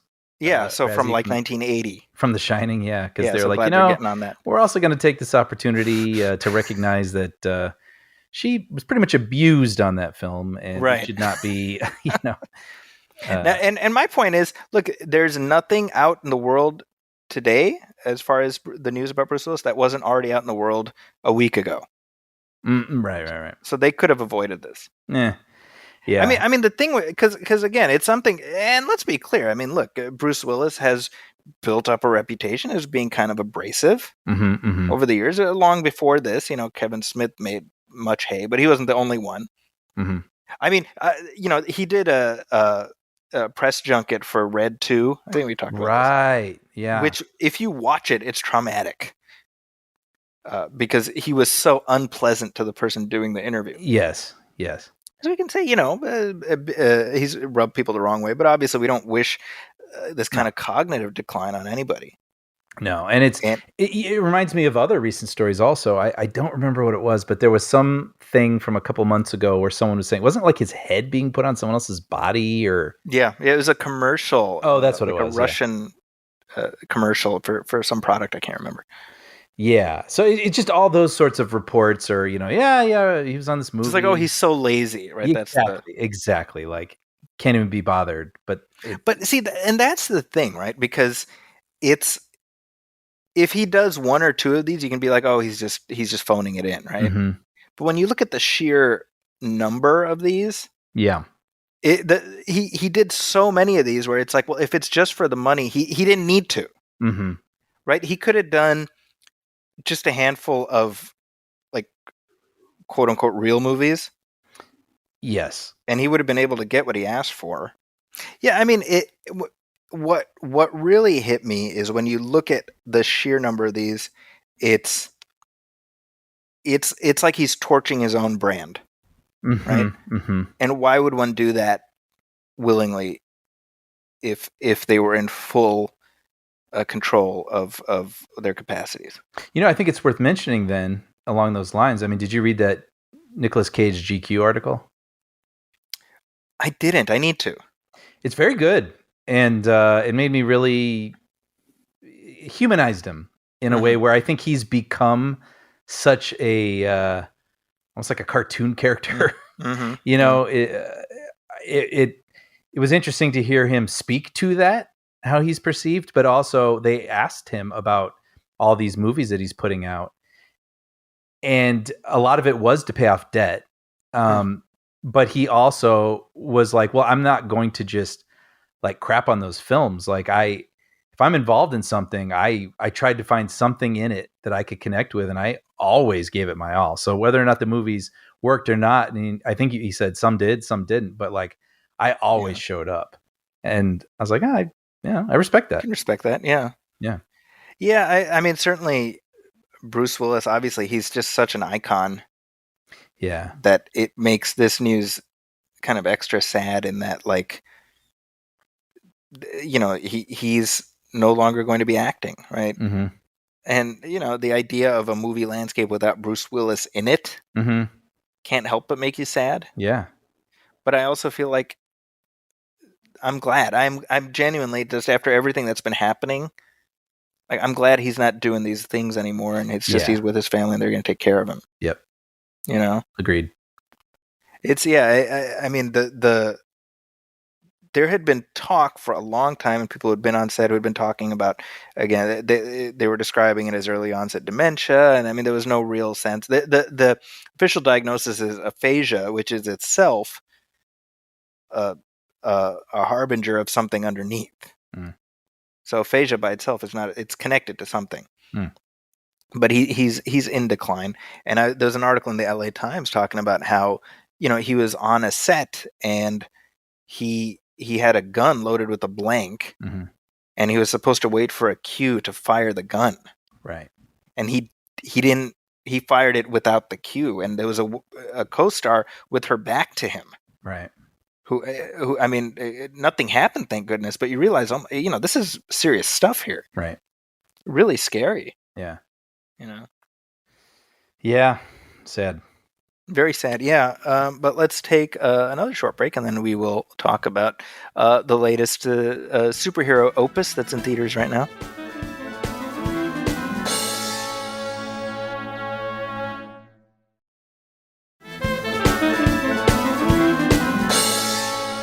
Welcome back. So, hey, here's as we're recording, we're a show in motion, Brian. Constantly. We got to keep up. We got to keep up with the world is changing. We got to change along with it. Absolutely. So, some news broke as we're recording, and this is with regards to the Will Smith story, which we were just discussing a few minutes ago. So, he has released a statement. Check this out. This is I'm reading this at Deadline.com. He says, "I've directly responded to the let me start that again. I've directly responded to the Academy's disciplinary hearing notice, and I'll fully accept any and all consequences for my conduct. My actions at the 94th Academy Awards presentation were shocking, painful, and inexcusable." Woo!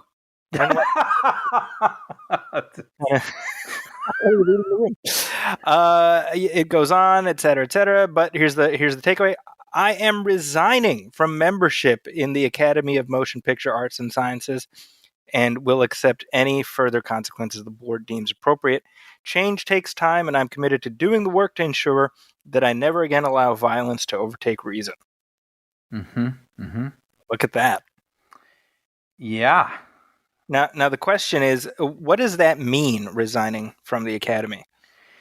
Well, I was thinking about that. It almost feels like, oh, he is stepping back from whatever role he currently exists in. But that's not necessarily the case. I mean, this isn't him resigning from SAG or something, right? I mean, this is just a cool thing, filmmakers get to be a part of, right? So now this means he won't get to vote when it comes to the Oscars or participate in any of the things that the Academy has to do with. Whether or not that means he'll surrender his Oscar, I have no idea. But otherwise, I mean, he still can, make movies. And but, I mean, it is a big gesture Yeah. I think it's also probably him getting ahead of possibly being. He's like, you can't fire me, I quit. Yeah, maybe. Yeah. I Yeah. mean, I don't know what his tone is, but maybe he does feel like this is the respectful thing to do. But, it is also, instead of being kicked out, this is a way for him to leave It with does some feel grace. slightly meaning. I feel like this is the equivalent of him being like, I have decided I will appear in Independence Day 2. Like, yeah, it's too late. right. You already got the Oscar. And this is a big thing. I mean, this thing continues to unfold, and I keep going back and forth from it feeling like not normal, but I'm used to it, to wow, this feels like something I can't believe. This feels like something out of a dream. It's just so weird. Yeah. And this is another one of those things where it's like, wow, this is really weird. I mean, as we said, like, this was clearly a huge goal of his. And how sad. I mean, if he keeps that Oscar for it to sit on his desk every time he looks at it. Yeah. Right? It almost feels like a weird fable or something. It's like the thing you wanted suddenly becomes the thing you don't want to look at. But I'm curious to see how this continues to unfold, because there's a lot of public rehabilitation he's going to have to go through. I mean, whatever projects he has lined up, and I must imagine they are many. I mean, now this is enormous. And what next thing is he going to have to do? How long is it going to be till he, can be Will Smith again? I think if he wants to really show how sorry he is, he will star in Wild Wild West 2 for free with Chris Rock. And you know what? I would be there opening day. That's the gesture. That's the big gesture I want, Big Willie. That's hilarious. Anyway, hey, we got more to talk about. So Jared Leto is in theaters now. And what's funny is in our Batman episode, I was like, there's this little micro budget indie movie that's in theaters right now. And Maddie Feck on Twitter was like, anybody who refers to the latest blockbuster as a micro budget indie movie like deserves to die in a fire or something. He didn't say that, but something like that.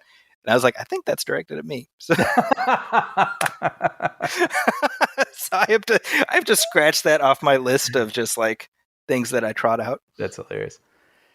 However, that said, Morbius is about as close as you get to a micro budget indie in the superhero landscape, because it cost $75 million. I'm impressed. I honestly what they got out of the 75 mil. I don't think it looked like more to me. I'll be honest. Okay. Yeah. That's a high praise from Brian. Okay. Sorry, I didn't mean to trip you up with that compliment. But yeah, go ahead. Sorry. No. I mean, it's out in theaters now. It's off to, I guess, an okay start. It made something like $5.5 million in previews. Yeah. And if you've got a $75 million budget, then it seems like if you get like a $40 million opening weekend, I feel like that's a win. Mm-hmm. Yeah. Now this is the latest entry in Sony's cinematic universe of Marvel, or SCUM, as I call it.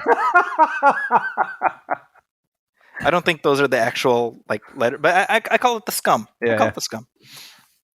And so this is a Spider-Man villain he started out as, but he kind of became an anti-hero in the interim. And so after Venom and Venom 2 did pretty well, Sony was like, hey, let's just pour some gasoline in that there engine. I'm straining for metaphor here. Oh boy. What's funny is the movie ended and I felt nothing. Like I did not hate it, because I was just like, this is just nothing. Like I'm gonna forget about it by the time we're recording. Okay. Just to cut to the chase, I think we're probably on the same page. I was just dreading this movie. And I know everybody has busy lives, so I'm not trying to say my life's busier than anyone else's, but just as you know, in this current season, I have been so freaking busy and not even had time to do the things that like please me. like I say, just listen, like watch one, simple movie in the evening or something. I get too tired and I fall asleep. And so I was actually like resenting this movie for like taking I was carving out time for this movie, and I could be watching Blue Bloods right now. But I was like, no, that's not fair. And I really was like, I'm going to go. I was sitting in the theater and I was like, that's not fair. I really am. And I've been judging it from the trailer and whatever and being snarky. And that, by the way, Brian, if nothing else, can we just pour one out for the Morbius trailer, which we never have to watch again, ever? Oh, so many times. It became a joke for Federica and I that's when she'd get up to go to the bathroom during the trailers. It's like, oh my gosh. And it first, it was like 2020, right? Yes, like January. Since pre-pandemic, we've been seeing those trailers. Yes. And so I was like, it's really not fair for me to come on here and publicly talk about this movie and go in with this grudge, or at least I should acknowledge the grudge. And so I was like, nope, I'm giving this thing a fair shake. And I think I walked away the same as you, where it's like, is it bad? I don't know that I'd go so far as to call it bad, but it's not good. Like it's just completely there. Yes. Which is so weird. Like even in the middle of the movie, I tried to figure out what that even means. Like what about it? Yeah. And I was just like, I'm just wasting my time. It's just what it is. It just is what it is. It's odd because I wouldn't say I'm a Jared Leto fan, but I think he's a good actor. Yeah, he excels in certain things, I think. And that was weird to me because it felt like you could have put anybody in here. Like I don't know that Jared Leto brought anything to it. He does have sort of like a look, like a gaunt in the shadows, but he's beautiful. Kind of, like kind of vampiric sort of thing, doesn't he? Well, that's just he's got a face that you want to see Edward Norton beat up. That's right. It's funny. I actually do sort of like clown on Leto a lot, and I'd actually forgotten why. It was just something I carry with me. And I feel like it's the Joker that done it. Oh, that might have been a big part of it, actually. But it's funny because I was like, he wasn't awful in this, I don't think. I think he's fine, but I feel like you could have plugged somebody else in and you would have gotten basically the same performance.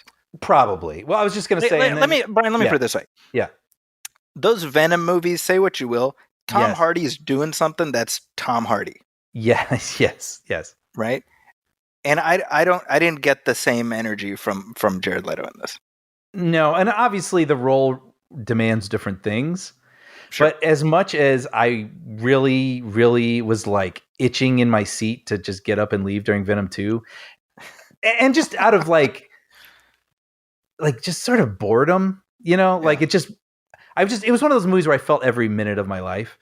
And I would rather go watch Venom 3, I think, than Morbius 2, because at the very least, even though Venom 2 doesn't add up to anything, like a complete experience. What if it's over? Venom 3 and Morbius 2, TOO? Yes.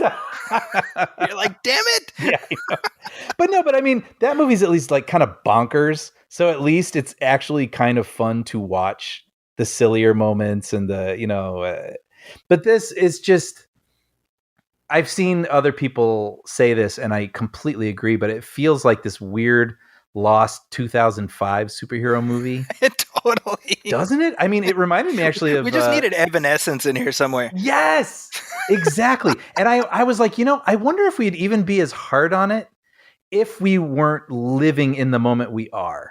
Because if this movie came out in 1999, it would probably feel a little more special. But now it just feels like, well, everyone's doing this better. Okay. Right? Yeah. So I think that's kind of part of it too. Like if this had come out the same year as like Blade or something, people have been like, we got Blade and Morbius, like, right? It's, first of all, I think it's interesting that in terms of Marvel characters having done, all the, like the original, the 1960s superheroes, it feels like now we're moving into the 70s. You know, you got Morbius as a 70s character, and Moon Knight, which just started this week, is also from the 70s. Shang-Chi, Eternals, like these are all the 1970s. So it's weird how kind of it's just the scan is moving through now. That's this decade. Huh. I think Morbius. I don't have any great affinity for the character, but I mean, you say, oh, it's a vampire who's got a conscience and he doesn't want to feed on people. Well, there's enough there to do something interesting, right? Totally. And this movie alludes to that, but it doesn't delve into it. And that's what kind of irked me is like, you know, we have the Batman a couple weeks ago, which at 3 hours, I mean, it doesn't feel short, but it doesn't feel its length, right? Because there's enough stuff happening with the characters and stuff that it pulls you in. And I feel like this movie is in such a hurry to get to the superhero smashy stuff that what should be a good 45 minutes of character development is just brushed aside at the expense of the film. I literally wrote down, I'm looking at my note, it feels like the movie version of playing a podcast at 1.5 speed. And, right? Because here's the thing. I actually really like those scenes at the beginning with the boys. Yes. When they were both boys. And I started... So dig into that, right? Like, let's spend some time there. Dude, let's really... It's almost like, you've seen this, you know it. They have a bond, okay? And then they grow up. It's like, no. Let's see the bond happen. Like, if it's really well done, we'll enjoy seeing it and we'll care more. But yeah. I noticed there is... You know, they're sort of showing them as boys experiencing little thises and that's around the place, the facility where they're being taken care of. And it almost looked like one scene. Sorry, I'm having a time explaining this. It looked like there was 3 scenes that they chopped up to exist in about a minute and 15 seconds. So it's like one boy says something and then it cuts to the other boy saying something else, but he's sitting in a chair. Then the other boy talks and he's in a different location. And then it cuts back to the other boy and he's back in a bed. And I was like, whoa. I was like, this one scene? Or is this like they just diced up and tried to make one scene out of 4 scenes? Yeah.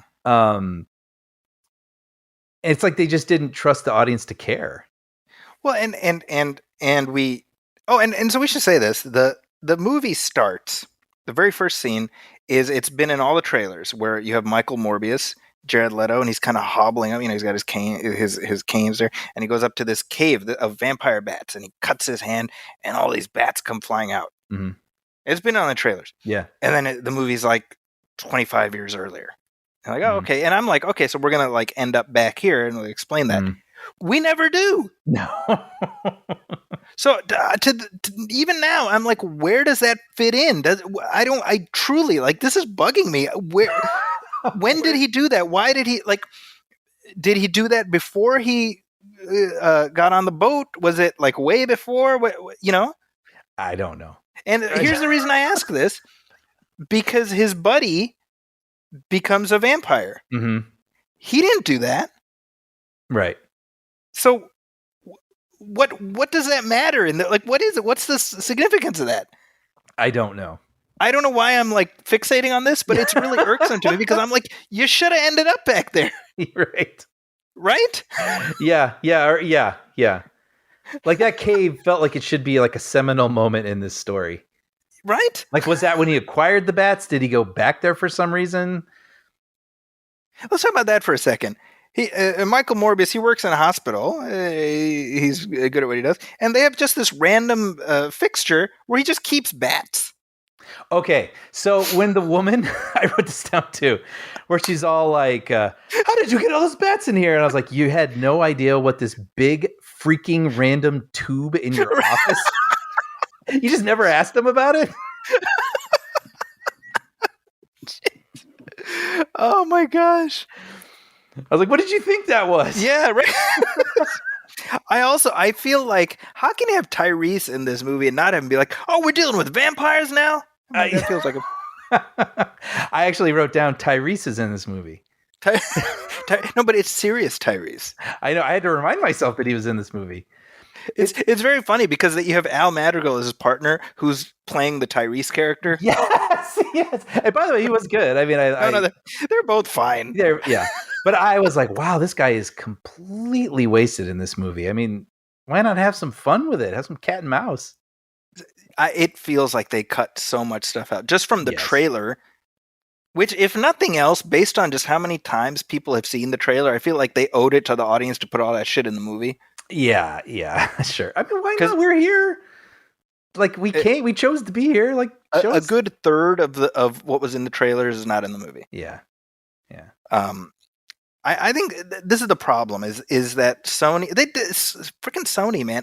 As soon as I saw Avi Arad's name in the credits, I was you know how people have been doing all those like Will Smith memes this week? I was doing a meme of like Will Smith as Kevin Feige and Chris Rock is Avi Arad.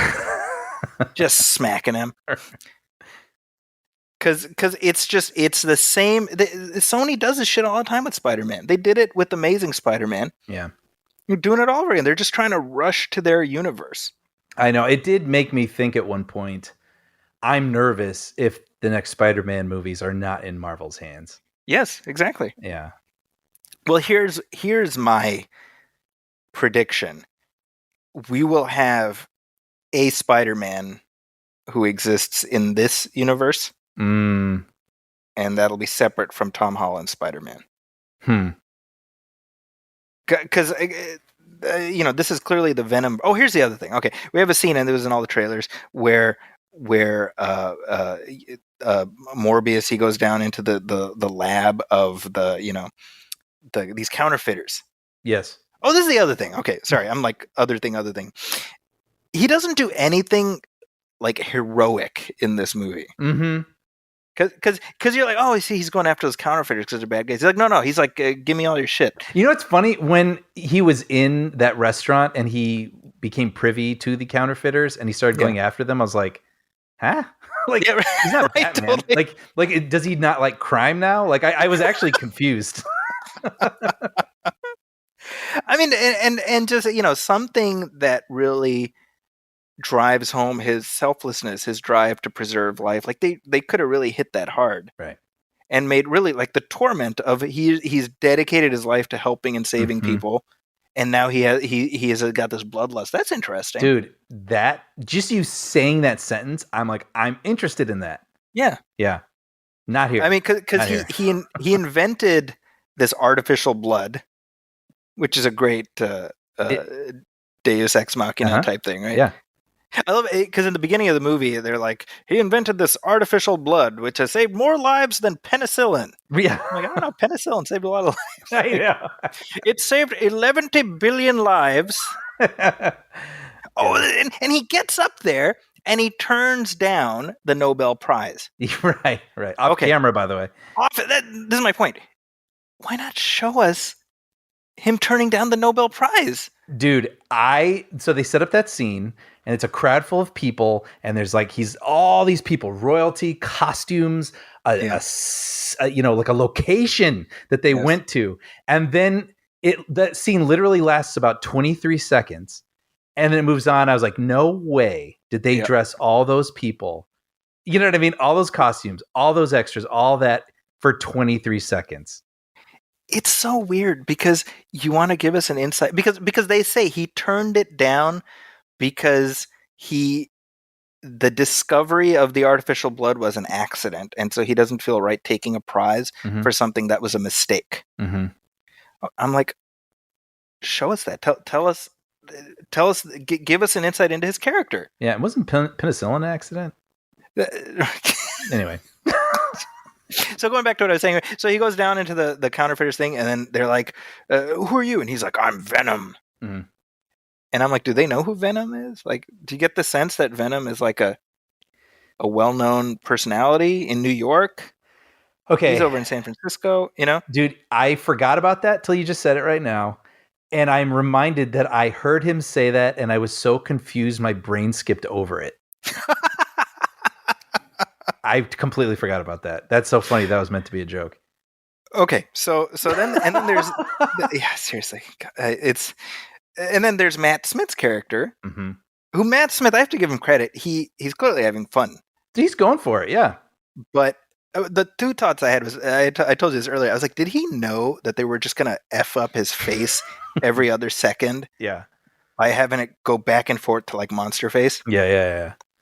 That's number one. But number two, the whole idea, it's like they skipped over the important beats to lead up to him taking that serum. Dude, that should have been like the heart of this movie.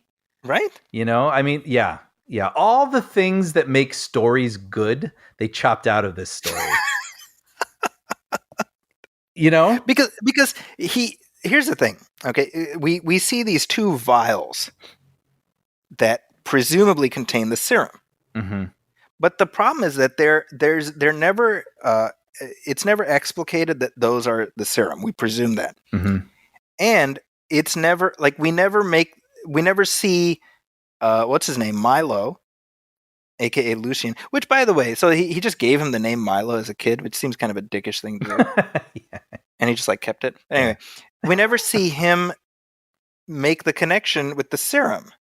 Mm-hmm. Like there's pieces that we need to have in there, right? Yeah.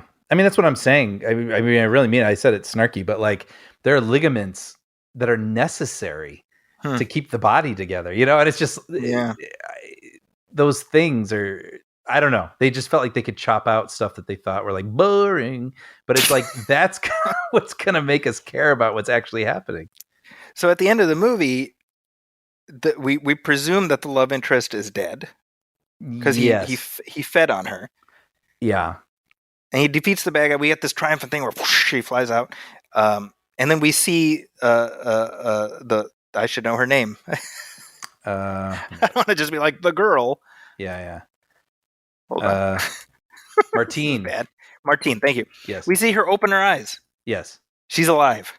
Yes. So why is she alive? Why is she alive? Dude, no, I mean genuinely, like I did they explain that? No. Not like, is she a vampire now? See, that's what I thought. I'm like, well, why aren't the others vampires then? But he says he's not like a regular vampire. Right. Yeah, he dispels that. He doesn't have the same traits. So why is she alive? I don't know, man. I don't know. I really don't. Why can't he fly? I don't know. Yeah, he's light enough that he's able to catch a draft. Oh, is that what it is? He's light? I think that's because he talks about how, I don't know, man. I was actually wondering too what were all these like sort of wispy trails? So that's supposed to be it's supposed to be like a visualization of how he like his echolocation. Oh, interesting. Which I liked, by the way. I thought that was cool. That was cool. Oh, that's the other thing. Okay, so we have a whole sequence, which I think was I liked it, where he's figuring out what's happened to him. Mm-hmm. Yes. Right. And he's taking notes and he's like learning the echolocation and all that stuff, right? Yeah. Sorry. And then we see Milo and he's just like doing it all. And I'm like, well, you're just like a guy. You're not a scientist. Oh, right. Yeah. Like, how did you get caught up to him so quickly? Yeah. You're right. You know, this is one thing I really don't like, and they do this all the time. Venom did the same thing. I don't like when the villain is like the opposite number of the hero right away. Mm-hmm. Because Venom did that too. Well, Venom did it with both of them, but like make the villain not a vampire, like, you know, right, so that we understand what his deal is. Yeah, you know, but it's like lack of patience. You know, when Jared Harris, when he dies. Oh, yeah. That's supposed to mean something, right? Yes. Did it mean anything? Not enough, but I will say Jared Harris brought whatever his Harrisness is to at least make me remember that guy. But yes, no, I wondered too why he was waiting on the floor like that for 3 hours instead of calling 911. Yeah, because he called Morbius. Yeah. Like he should have called an ambulance. You know, just so instead he just waits there so he can deliver his 2 lines and die. And then he dies. Sorry, right away. spoilers. Are we doing that? Sorry, guys. Do we want to talk about the post-credit scenes? Sure. Wait. Do you have more in your notes? No, I had a joke. I think the moment's way past. I'm not even. Wait, I do have a story real quick. I got to tell. So during the movie, there was a family, mom, dad, 2 kids, and at one point, as soon as he became Morbius and looked scary, they got up and left. And I was like, oh, it must have been too scary for the kid. I felt kind of bad. Mm-hmm. And then they came back in. Okay. And I was like, oh, well, maybe the kids just had to go to the bathroom or something. Mm-hmm. And then in the middle of the movie, there was like a scene, and I don't remember what it was, but I was like, I know what's going to happen for the next 3 minutes. So I opened my phone. I made sure no one was near me. I opened my phone, and I was like, I'm going to try to order popcorn through the app. While the movie's happening. Yeah, while the movie's going. And I was like, I've always wondered how to do this. So I used my Regal points, and I ordered a popcorn. It says like, you can go get your popcorn now. And I was like, what? So I was all excited, and I went down the aisle. I left the movie.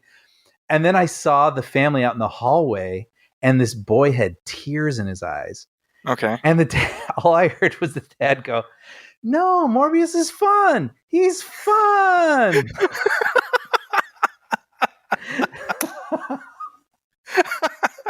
And I felt bad for the kid, but I thought it was funny. I don't know. Dad's probably just trying to see the new superhero. Exactly. Right. I know. See, I took my 13-year-old, which I feel is like the right age for this. Yeah, I would agree. I mean, there's some scary imagery and stuff. This kid was like, I don't know, like 8 or something. Oh, no. But anyway. But how was your popcorn? That's the real. That's what man, it was good. And that app ordering just made it slightly better. Yeah. Made it more satisfying. Oh, wait, another random thing, because I figure we'll wrap up with the credits things. I thought it was really interesting. The opening and end credits were these sort of retro 80s, yes, like kaleidoscopy 2001 sort of trippy design color things. And when it started, I was like, ooh, I like this. This is cool. And then it did not relate to anything in the film. Nope. Totally. And then the movie ended, and it did it again, and I was like, was that kind of random? Yeah, I genuinely wonder who the audience is beyond just people who are going to see the Marvel name. Right. There was a Spider-Man cartoon show in the 90s where, they had various arcs and they brought in various characters. And so they had like a 5-episode thing with Morbius in it. It's kind of interesting because this is Saturday morning in the 90s, so that you can't have a vampire, obviously. Right. So they had him, he needs plasma, not blood, even though it's the same thing. But you can't have him like bite people. So he had these like suction cups on his hands. Oh, I feel like I read this somewhere and didn't understand. Yeah, I see. The visual, Brian, is like 50 times scarier. Those goddamn suckers on his hands than just having him bite people. Right. So I was thinking, maybe it's like kids who watched that show in the 90s who might remember the character, But I think just look, the idea of a vampire who's trying to do good, like it's a trope, but it's been done well in the past. Yeah. There was Angel and there's a show called Forever Night back in the day. I don't know if you remember that. No. It's like in the early 90s, Forever Night, KNI.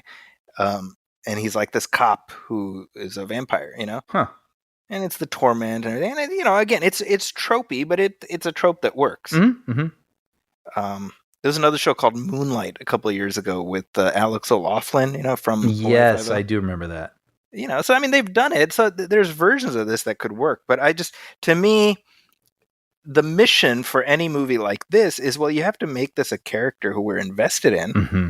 Look, let's look at like Iron Man 1, which to me is about as perfect a template as you can ask for. Mm-hmm. Mm-hmm. By the time he first becomes Iron Man, which is close to an hour in, you're so invested in his character. Mm-hmm. It means something. Yep. Right? And if you're just trying to skip ahead, if you're trying to, as you said, extended play podcast past the character stuff, then don't expect us to care at the pyrotechnics. Because then it becomes, and then he does this, and then he does this, and then he does this. When I know they're worried about boring people, but I promise every movie that anyone has ever loved has been, he does this because. Yeah. You know? See, like to me, people can talk about the MCU sort of assembly line aspect of it and how the movies are all kind of the same. I would disagree on the edges of that. But to me, this is something they mostly get right. Mm-hmm. Is that they let the origin breathe. Mm-hmm. Mm-hmm. You know, whether you're talking about Captain America or Doctor Strange, again, certainly the first Iron Man. That and it's also making me think. It always leans into the tragedy of what's happened to them. Yeah, right. And I don't think I ever really felt bad for him. That's right. Like I mean, I kind of did if I'm thinking about it, like really trying to think about what the movie's doing, but like I never felt the tragedy of this. Or his like you say, his combating his sort of now new nature with trying to be a good person. Like I didn't feel any of that. Like that, and to me, I'm like, spend time on that, and you'll buy it. Like the idea that Milo, who is shown as kind of a decent guy, yes, is so completely and quickly corrupted. Mm-hmm. Well, then that gives us an interesting contrast. Well, what is it about Morbius? Why did he not get corrupted that way? That reminds me, there was that scene. See, that's the thing. His turn is so fast. He's just the bad guy all of a sudden. And like, right. But there's that scene where he's hitting on that woman in the bar. Yes. And I was worried at first because I thought he was going to hurt the woman. Mm-hmm. And then it ends up being more, he was genuinely talking to her. And then these jerks come in and it gives him an excuse to eat people, right? The jerks. Yeah, right. And I was like, oh man, that scene could have been had so much more texture. Like if his whole life he's felt like, at the beginning they talk about love. He's like, there's no chance for love for people like us. Mm-hmm. Right. And if they had just really leaned into that, and this is maybe the first time he's ever flirted with a woman, and like, and you see a real humanity to him. Yeah. And like maybe there, the goodness, there could be a goodness in something and a possibility of actual love in his life. But then this thing now dominates and he's going to just attack, I just felt like so much more could have been made out of that scene. Well, and related to that is, Morbius creates this solution that's going to kill Milo. Mm-hmm. But remember, he makes two. He makes one for himself. Yeah. Why doesn't he kill himself? Right. And I don't mean like, I know. I'm like, that's a conversation that should have occurred in the movie, right? Is there, something where he's like, it's more important for me to be alive, even if I'm like this, because the world needs it, Exactly. But I have to live with this, and that's my curse. This curse. It's more important that I have this curse, but the world I can help the world or whatever. Yep. His mind, whatever. It could be anything. Oh, Brian. Right? That's why a movie like this is so frustrating. Ugh. You want to talk about the post-credit scene? Yes, let's do it. All right. So, so Michael Keaton shows up. Now, this was in the trailers. Which is crazy, isn't it? It's crazy, but it also, because what was in the trailers is completely different from what's in this movie. That's what I thought. My memory was that it looked different. I am willing to bet, this is just me speculating, that Sony initially wanted to just sort of like not address the universe aspect and just be like, oh yeah, he's in the same universe as the Vulture, and just kind of like make everybody squint and think that this is happening in the MCU. Mm-hmm, mm-hmm. And then somebody at Disney was like, no. Like they saw the movie. Because the nature of weaving Adrian Toomes into this feels so arbitrary and ridiculous. Yeah. Like I hesitate to say it makes no sense because none of any of the spell stuff makes sense. Sure. But I still I don't see how the spell that Doctor Strange cast leads to Vulture getting pulled into this universe. Yeah, right. Because then which universe is this? I mean, this is the Venomverse. Oh, dude. Okay, I see. And then briefly, Venom got brought into the Marvel Prime or something, whatever you want to call it. And then he got sucked out of it and back into his Venomverse. Right, but he left like a little piece of Venom behind. Yes, I see. So then now Michael Keaton has been sucked out of the Marvelverse and into the But Venomverse. He's just stuck here now. Yes. which doesn't make sense. Right. Except that Sony really wants to do a Sinister Six movie. Yeah. So he's in jail, and then we have like obvious second unit, like talking head, and then Adrian Toomes was found and he's been released. Anyway, right. like, what? Yeah. So that's mid-credit scene number 1, and then we have the second mid-credit scene, which I told you this. I'm 100% certain this was supposed to go at the very, very end. Yeah. And it's like the filmmakers themselves were like, you know what, just screw it. Let's just put it in the middle so we can go home early. Which kind of lines up with our theory about the way they edited this movie. Yes. Yeah. Just get it out the door. So here we have Morbius drives out to the middle of nowhere, and then Michael Keaton shows up in his vulture suit. Yeah. Which my kid asked. My kid asked the question, well, where did he get the suit from? Because it was powered by like alien technology in the main universe. How did he get it here? And I said, my exact response, eh. and he now these characters have no connection to each other. Yeah. So by what basis did the Vulture get Morbius to come out to the, like, did he text him and say, hey, you don't know me, come meet me in the in the boondocks? Right. Makes no sense. He's like, hey, you know, we can put a team together. And I'm like, and again, it ends, and you know, normally these things end and you're like, oh, interesting. Or you're like, wow. This, I was like, huh? Yeah. Well, actually, I went, intriguing.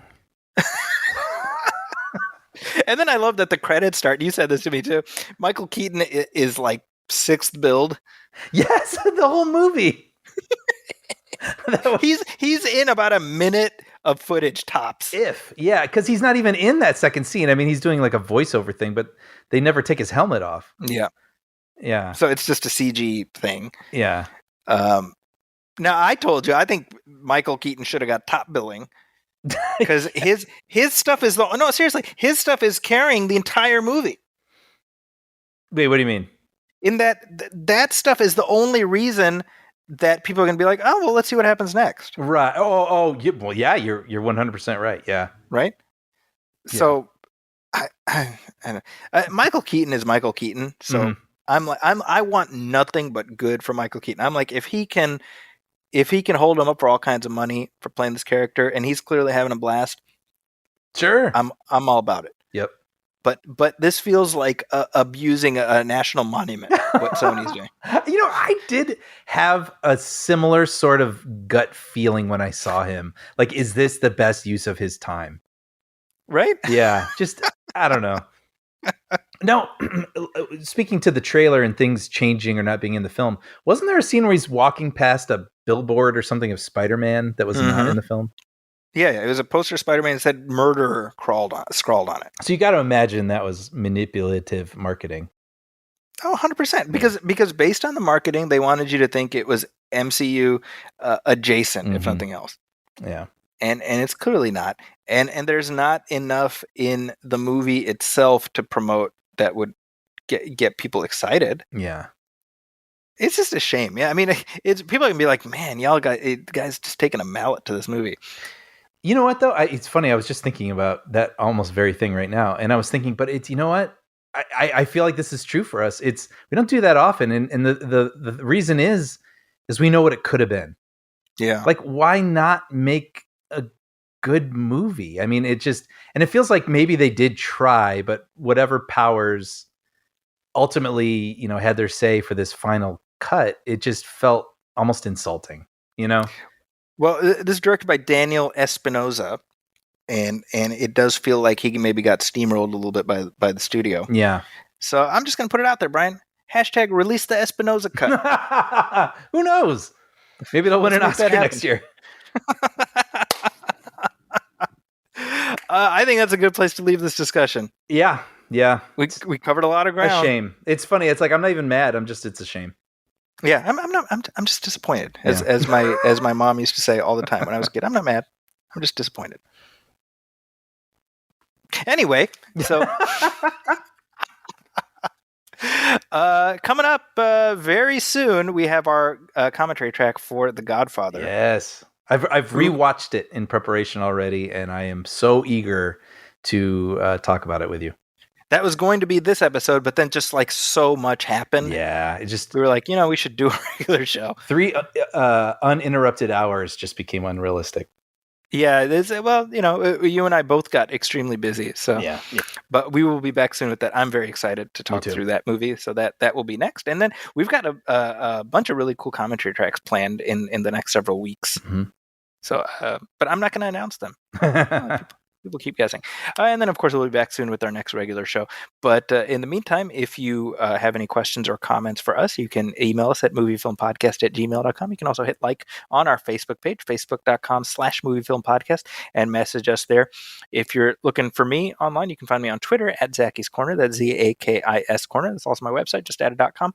I say this all the time, but please go to Apple Podcasts if you like what we're doing and leave a review, leave a star rating. Every little bit helps, and we appreciate all the feedback that you can give us. Brian, what do you have going on? Puppy Dog Pals on I've mentioned there was a Die Hard episode called Puppy Kaye that just aired, and I'm pretty happy with that one. So if people are interested in checking that out, you can find that at Disney Plus, and Disney Junior. There we go. And we'll be back soon with our next regular show, as I said, but listen for the Godfather commentary track coming up hopefully in the next week. So we're looking forward to putting that out in the world. Absolutely. And with that, we wrap episode 244 of the Movie Film Show. My name is Zaki Hassan. On behalf of my partner Brian Hall, thanks for listening. Welcome, friends, it's the Movie Film Podcast.